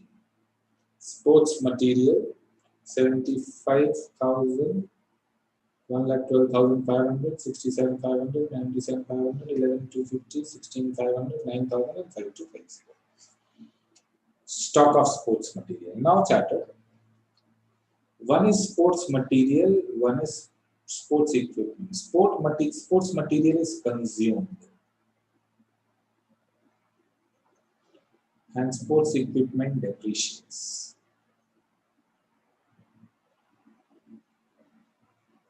Sports material is consumed and sports equipment depreciates. Table tennis board depreciates equipment. Sports material, table tennis bat, table tennis balls are sports material used or consumed. Okay. Carom. Board is an equipment. But the coins are material. They don't be used there, consumed there. But carom depreciates. Okay. So this is sports material. Amount due for sports. So basically this represents supplier subscription due means outstanding asset. Subscription received in advance. That is liability previous. Subscription received during the year, sports material received during the year. Sorry, payment for sports material. And this is receipt. So its journal entry will be R&P to subscription. We have received, and this is payment. So this will be suppliers to R&P. Payment for sports material. Payment for sports material to whom? Suppliers. Calculate the amount of subscription and sports material that will appear in income expenditure. Show how the following items will appear in balance sheet.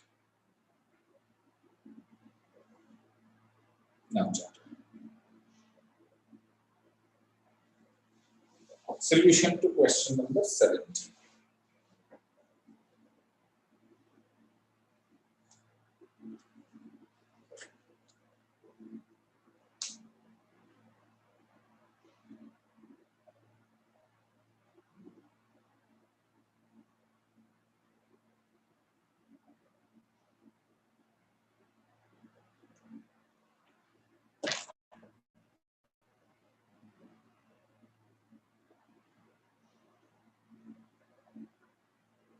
Correct. So first there is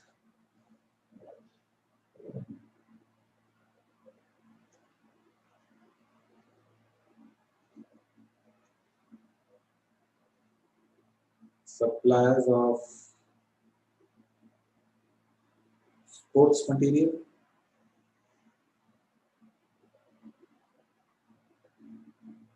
Then there is stock of sports material account. So why did you prepare stock account? Because stock of sports material is given without sale. So you prepare stock account. Okay.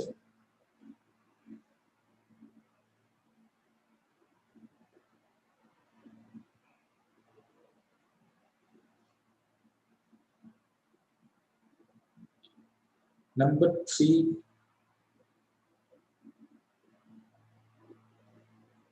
subscription account.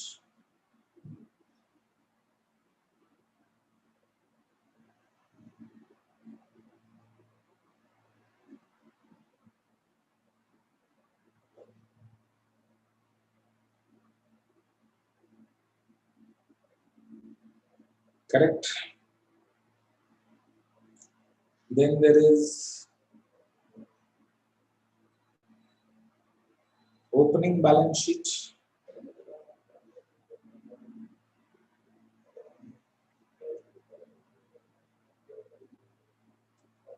Then there is closing balance sheet.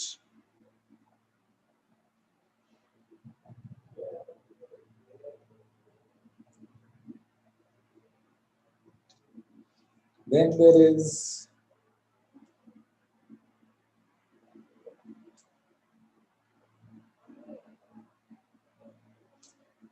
receipts and payment account, which they have not asked. Still, I'm trying to show you.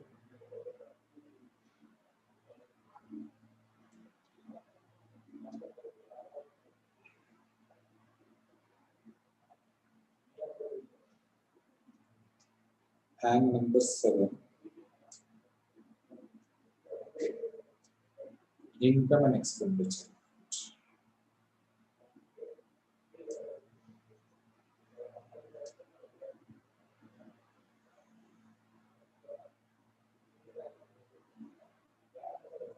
Correct. Let's see. So many ledger accounts people don't like, but you are supposed to prepare receipts and payment, income, expenditure, opening balance sheet, closing balance sheet.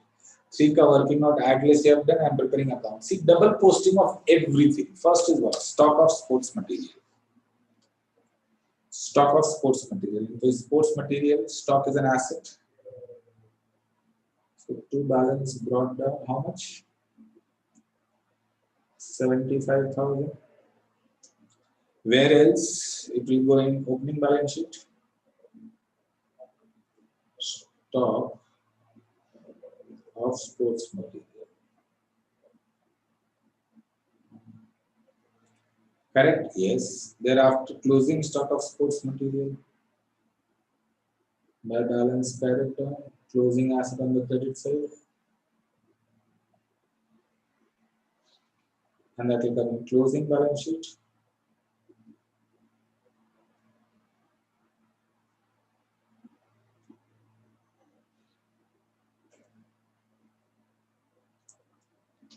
Correct? Yes, sir.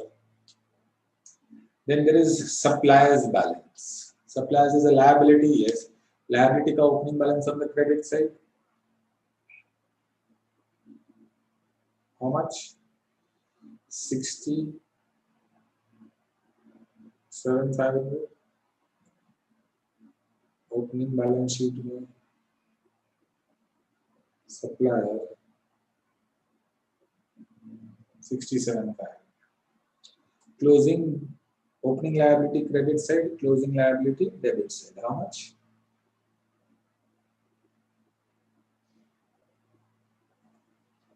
So that will come in closing balance sheet.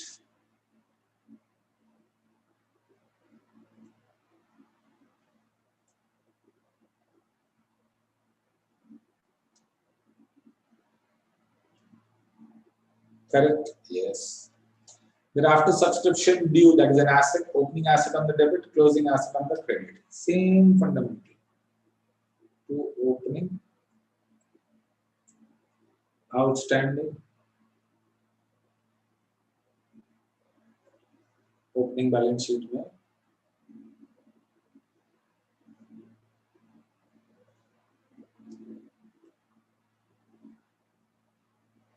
1,12,500.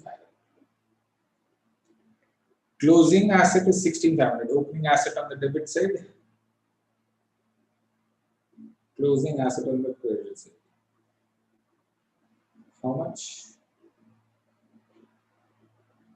16,500.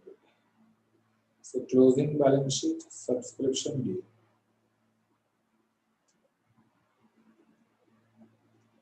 Sir, what do you mean by opening balance sheet, closing balance sheet? Opening balance sheet at the beginning of the year, closing balance sheet at the end of the year. To calculate capital, if it is missing. Subscription received in advance, that is pre-received liability.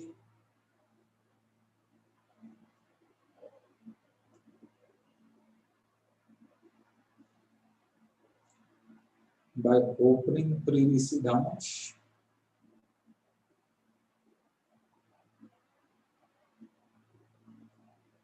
To closing pre-received, opening pre-received Advance subscription 9,000.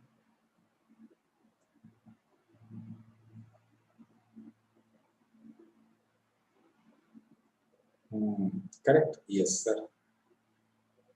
Opening liability credit, closing liability debit. Subscription received during the year. RNP to subscription. So RNP to subscription. How much? 375 you have received in subscription.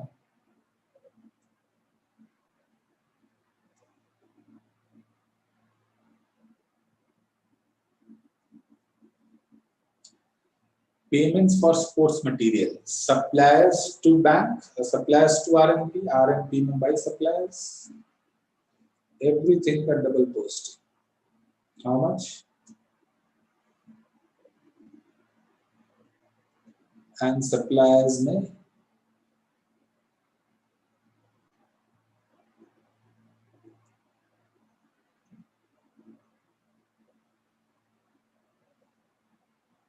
correct? Yes. So all postings given in the question is done? Yes. Suppliers will give us by purchases, balancing figure I have told you.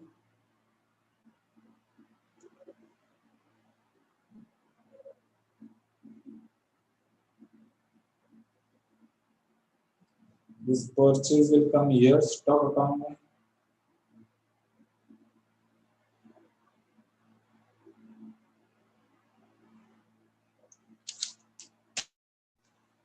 255 plus 75 minus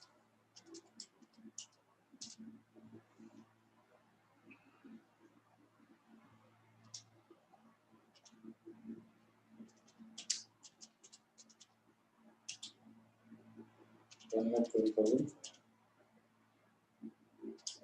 75 plus 255 minus 1,12,500. So that will be by consumed 2,17,500. This is again balancing figure. And consumption will come where? Income expenditure debit side. To sports material consumed. See, income expenditure looks so neat. Subscription will give you to INE balancing figure 9,000 plus 375 plus 16,500 minus 112500 minus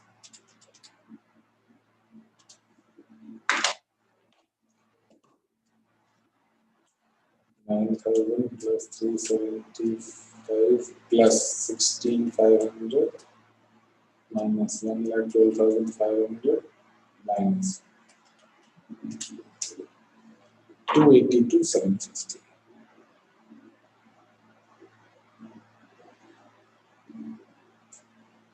This is balancing figure.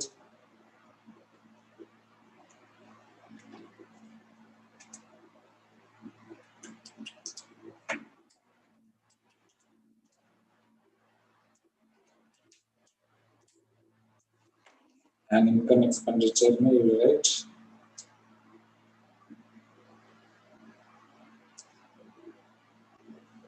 by subscription.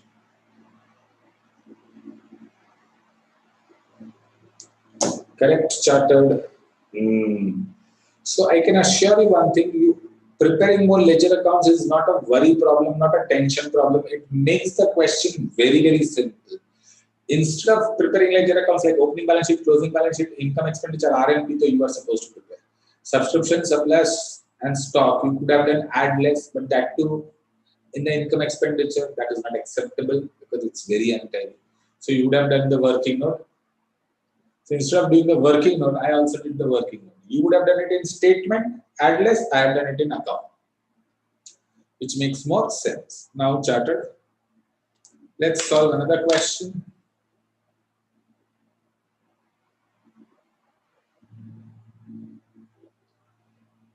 Receipts and payment account of Trust Well Club prepared on 31st March. Receipts balance brought down 450. Annual income. Annual income means chartered it is of income expenditure credit. Outstanding of last year. Outstanding of last year, that means opening outstanding. Less prepaid of last year, that is a printing error. It should be opening pre-receipt. Oh, they adjusted only of last year. Current year they did not adjust. So this receipts and payment में कुछ problem. Donation. This is donation for building. Other fees. So this will donation for building will go in.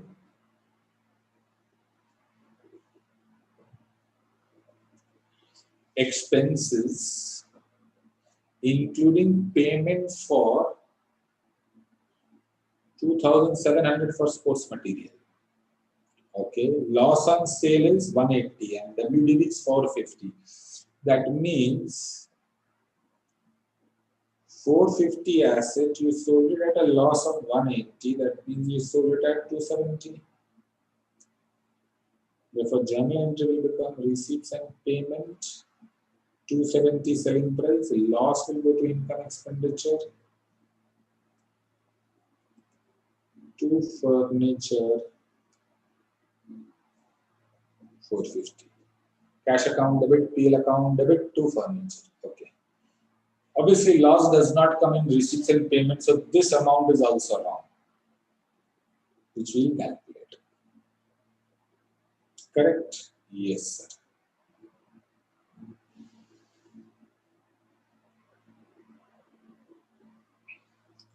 The Trustwell Club had the balances as on 1,417. These are opening balances. Furniture, okay. 5% investment. Sports material opening. Sale of sports material is not given. Subscription receivable closing. Subscription receivable in advance closing, which they did not adjust on. Sports material. What happened to investment? So nothing is mentioned. This will come in.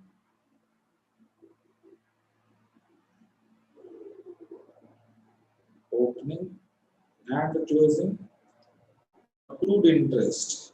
If there is an opening, 5% into 27,000, 1350 interest I should have received. Yes. Did I receive in receipts and payment? No.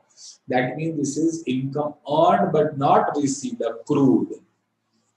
Do you agree with the above receipts and payment? No, there's a mistake. If not, prepare receipts and payment account and income expenditure. Okay, let's start.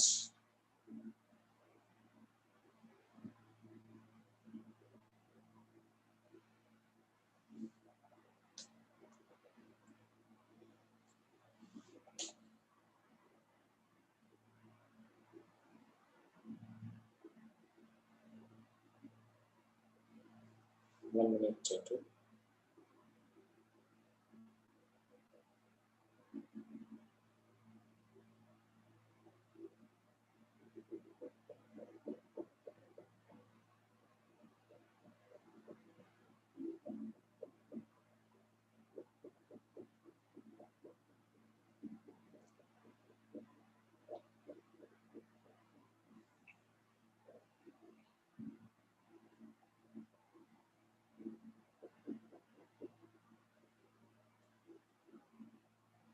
Now, Chatur.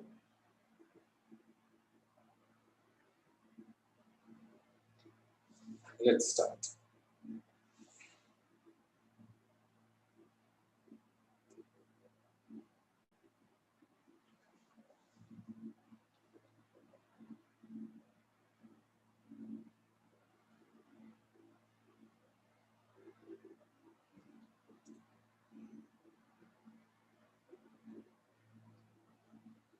Solution to question 80. You're supposed to prepare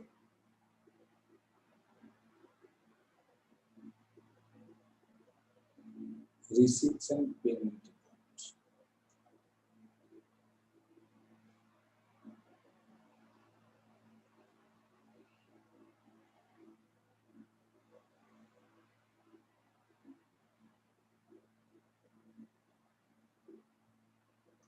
Correct? Yes.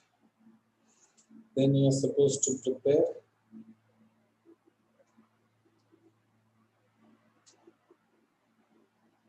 income expenditure.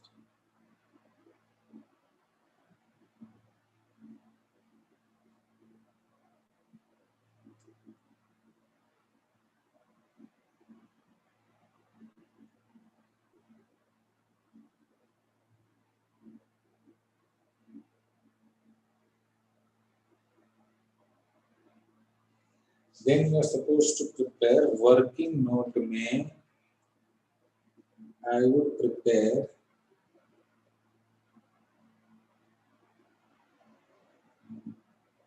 furniture account.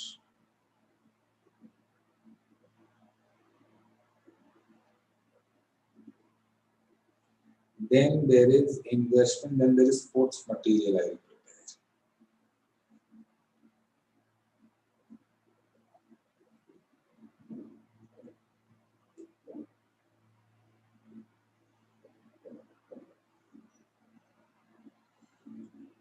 Then I will prepare subscription account.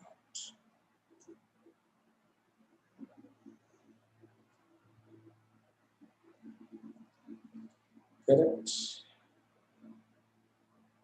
Apart from this, I will prepare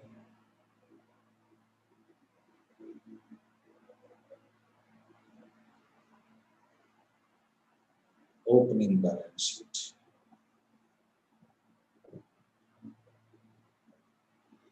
Then I will prepare closing balance sheet. Closing balance sheet is not my working note. So this is working note number 4. Shall I start? Yes. The first thing given in the question is opening balance 450. Now charted opening balance 450, that is opening cash bank balance. So I wrote, I'm not writing to and by 450. Where else? So opening balance sheet. Cash bank 450. Annual income, that will come in income expenditure by subscription 4590. Subscription to income expenditure. Yes or no? Yes, sir. To posting that. Outstanding of last year, that is opening outstanding as an asset. Yes. So asset has opening balance on the debit side, opening outstanding. How much? Where else? Opening balance sheet. Outstanding subscription. 180. Fair enough? Yes, sir. Opening pre-receipt. Pre-receipt is a liabilities. So opening pre-receipt. How much? That is an opening balance sheet liability. Pre-receipt subscription. 90. Correct, sir. Donation for building. So R&P में to donation.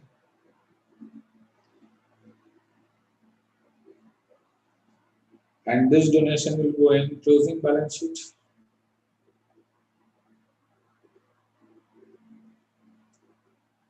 As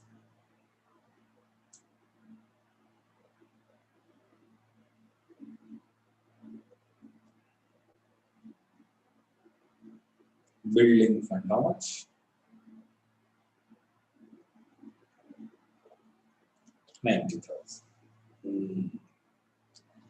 Other fees.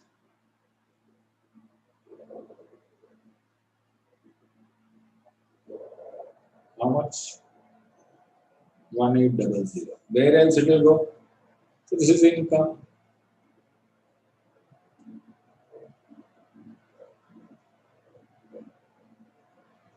Correct? Yes, sir. Thereafter, expenses. So receipts and payment I wrote by expenses 3,600. This expenses will go in income expenditure. Sir, how did you get expense 3,600? Array, total payment is given 6,300. Out of that 6,300, 2,700 is for sports material. So 6,300 minus 2,700 is 3,600. 6,300 minus 2,700 is equal to 36. Correct. By sports material. So this will go in sports material account. Sports material में R&P for purchases. Correct? Yes. That is done. Then furniture की entry R&P INA to furniture by R&P 270 and by INA 180. R&P में furniture sold 270. INA में 2 loss 180. So we are done with receipts and payment. Yes. Now opening balance is furniture. So furniture में opening balance will go on the debit side, and this will come in opening balance sheet also. Furniture. Thereafter, investment 27,000.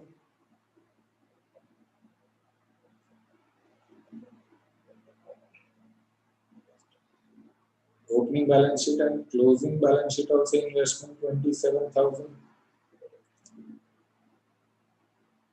Accrued interest 1350, that will come in income expenditure.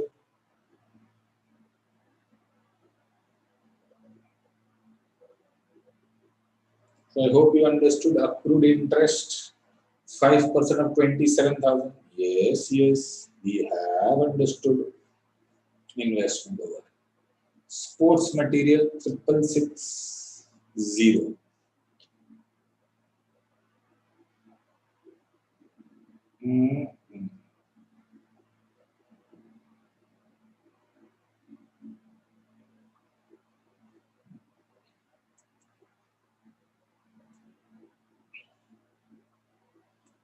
RMB 2700.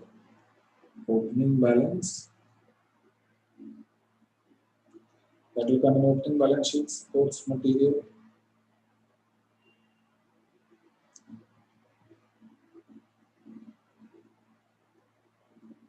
Then you have got closing balance, subscription receivable.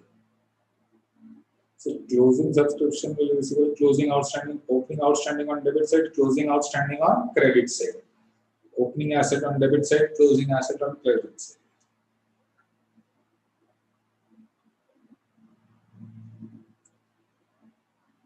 Closing pre-receipt, how much? 90.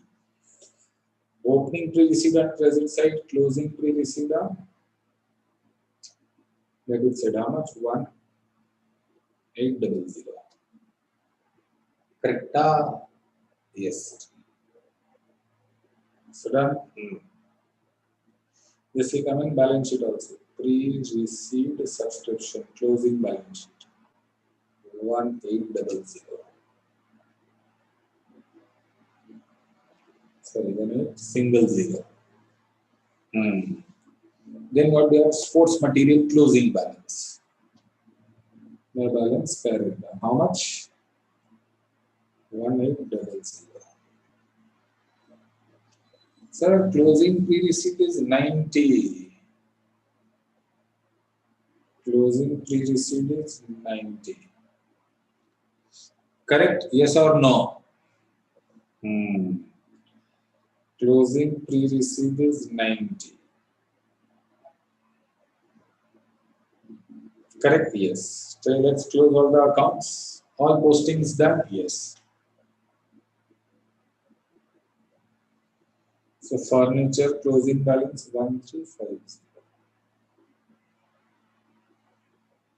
Closing balance sheet में furniture, sports material consumed.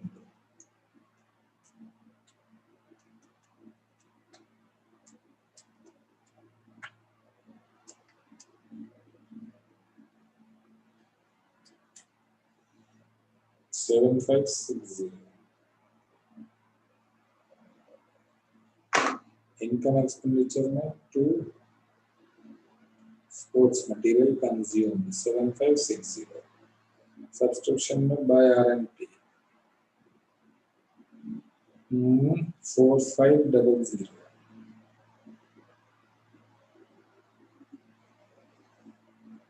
1990 cancel subscription.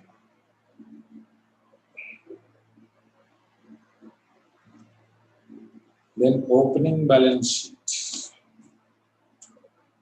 450 plus 180 plus 1800 plus 27 plus 1350 plus 0 minus 90.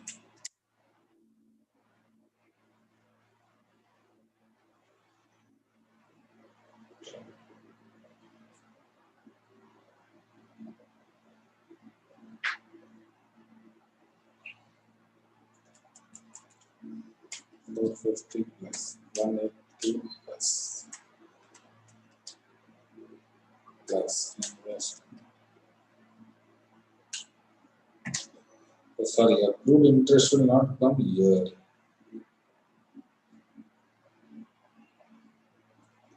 Accrued interest will come in closing balance sheet. No, current year का accrued interest.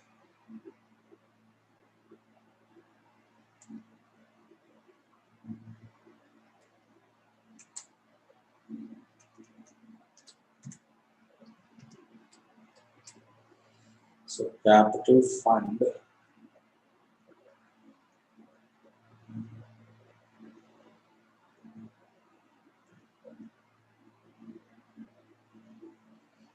then receipts and payment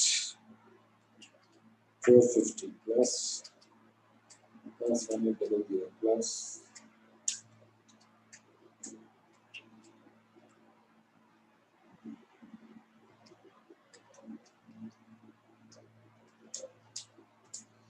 90 carried down balance 90,720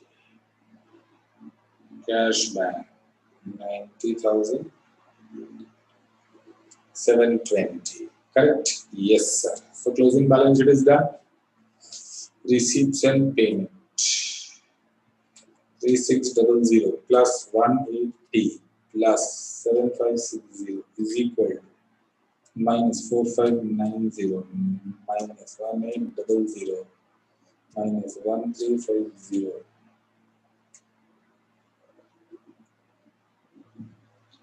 3600 का deficit.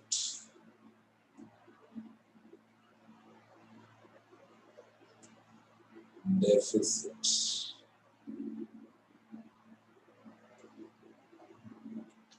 36,000 minus 3,600 plus 90,000 plus 90. So total will become 122,490 plus 270 plus 350 plus 1350 plus 90,720. Sports material. Closing sports material how much? 1800.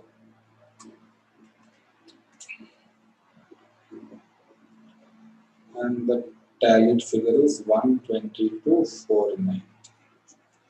Correct? Yes, sir. So we are done with this question. And there is one more question started. So preparing accounts is much easier. Easy way to solve. Now there is one more question started. Question number 19. That question number 19, I will show you the solution. 1 minute.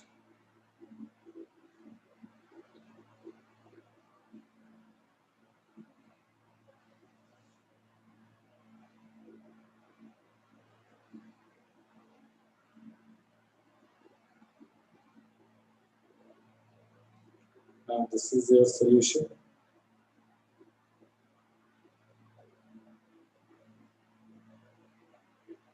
Correct?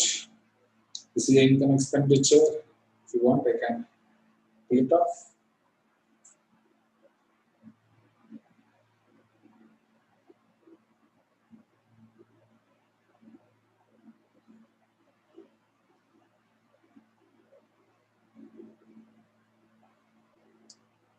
This is your income expenditure.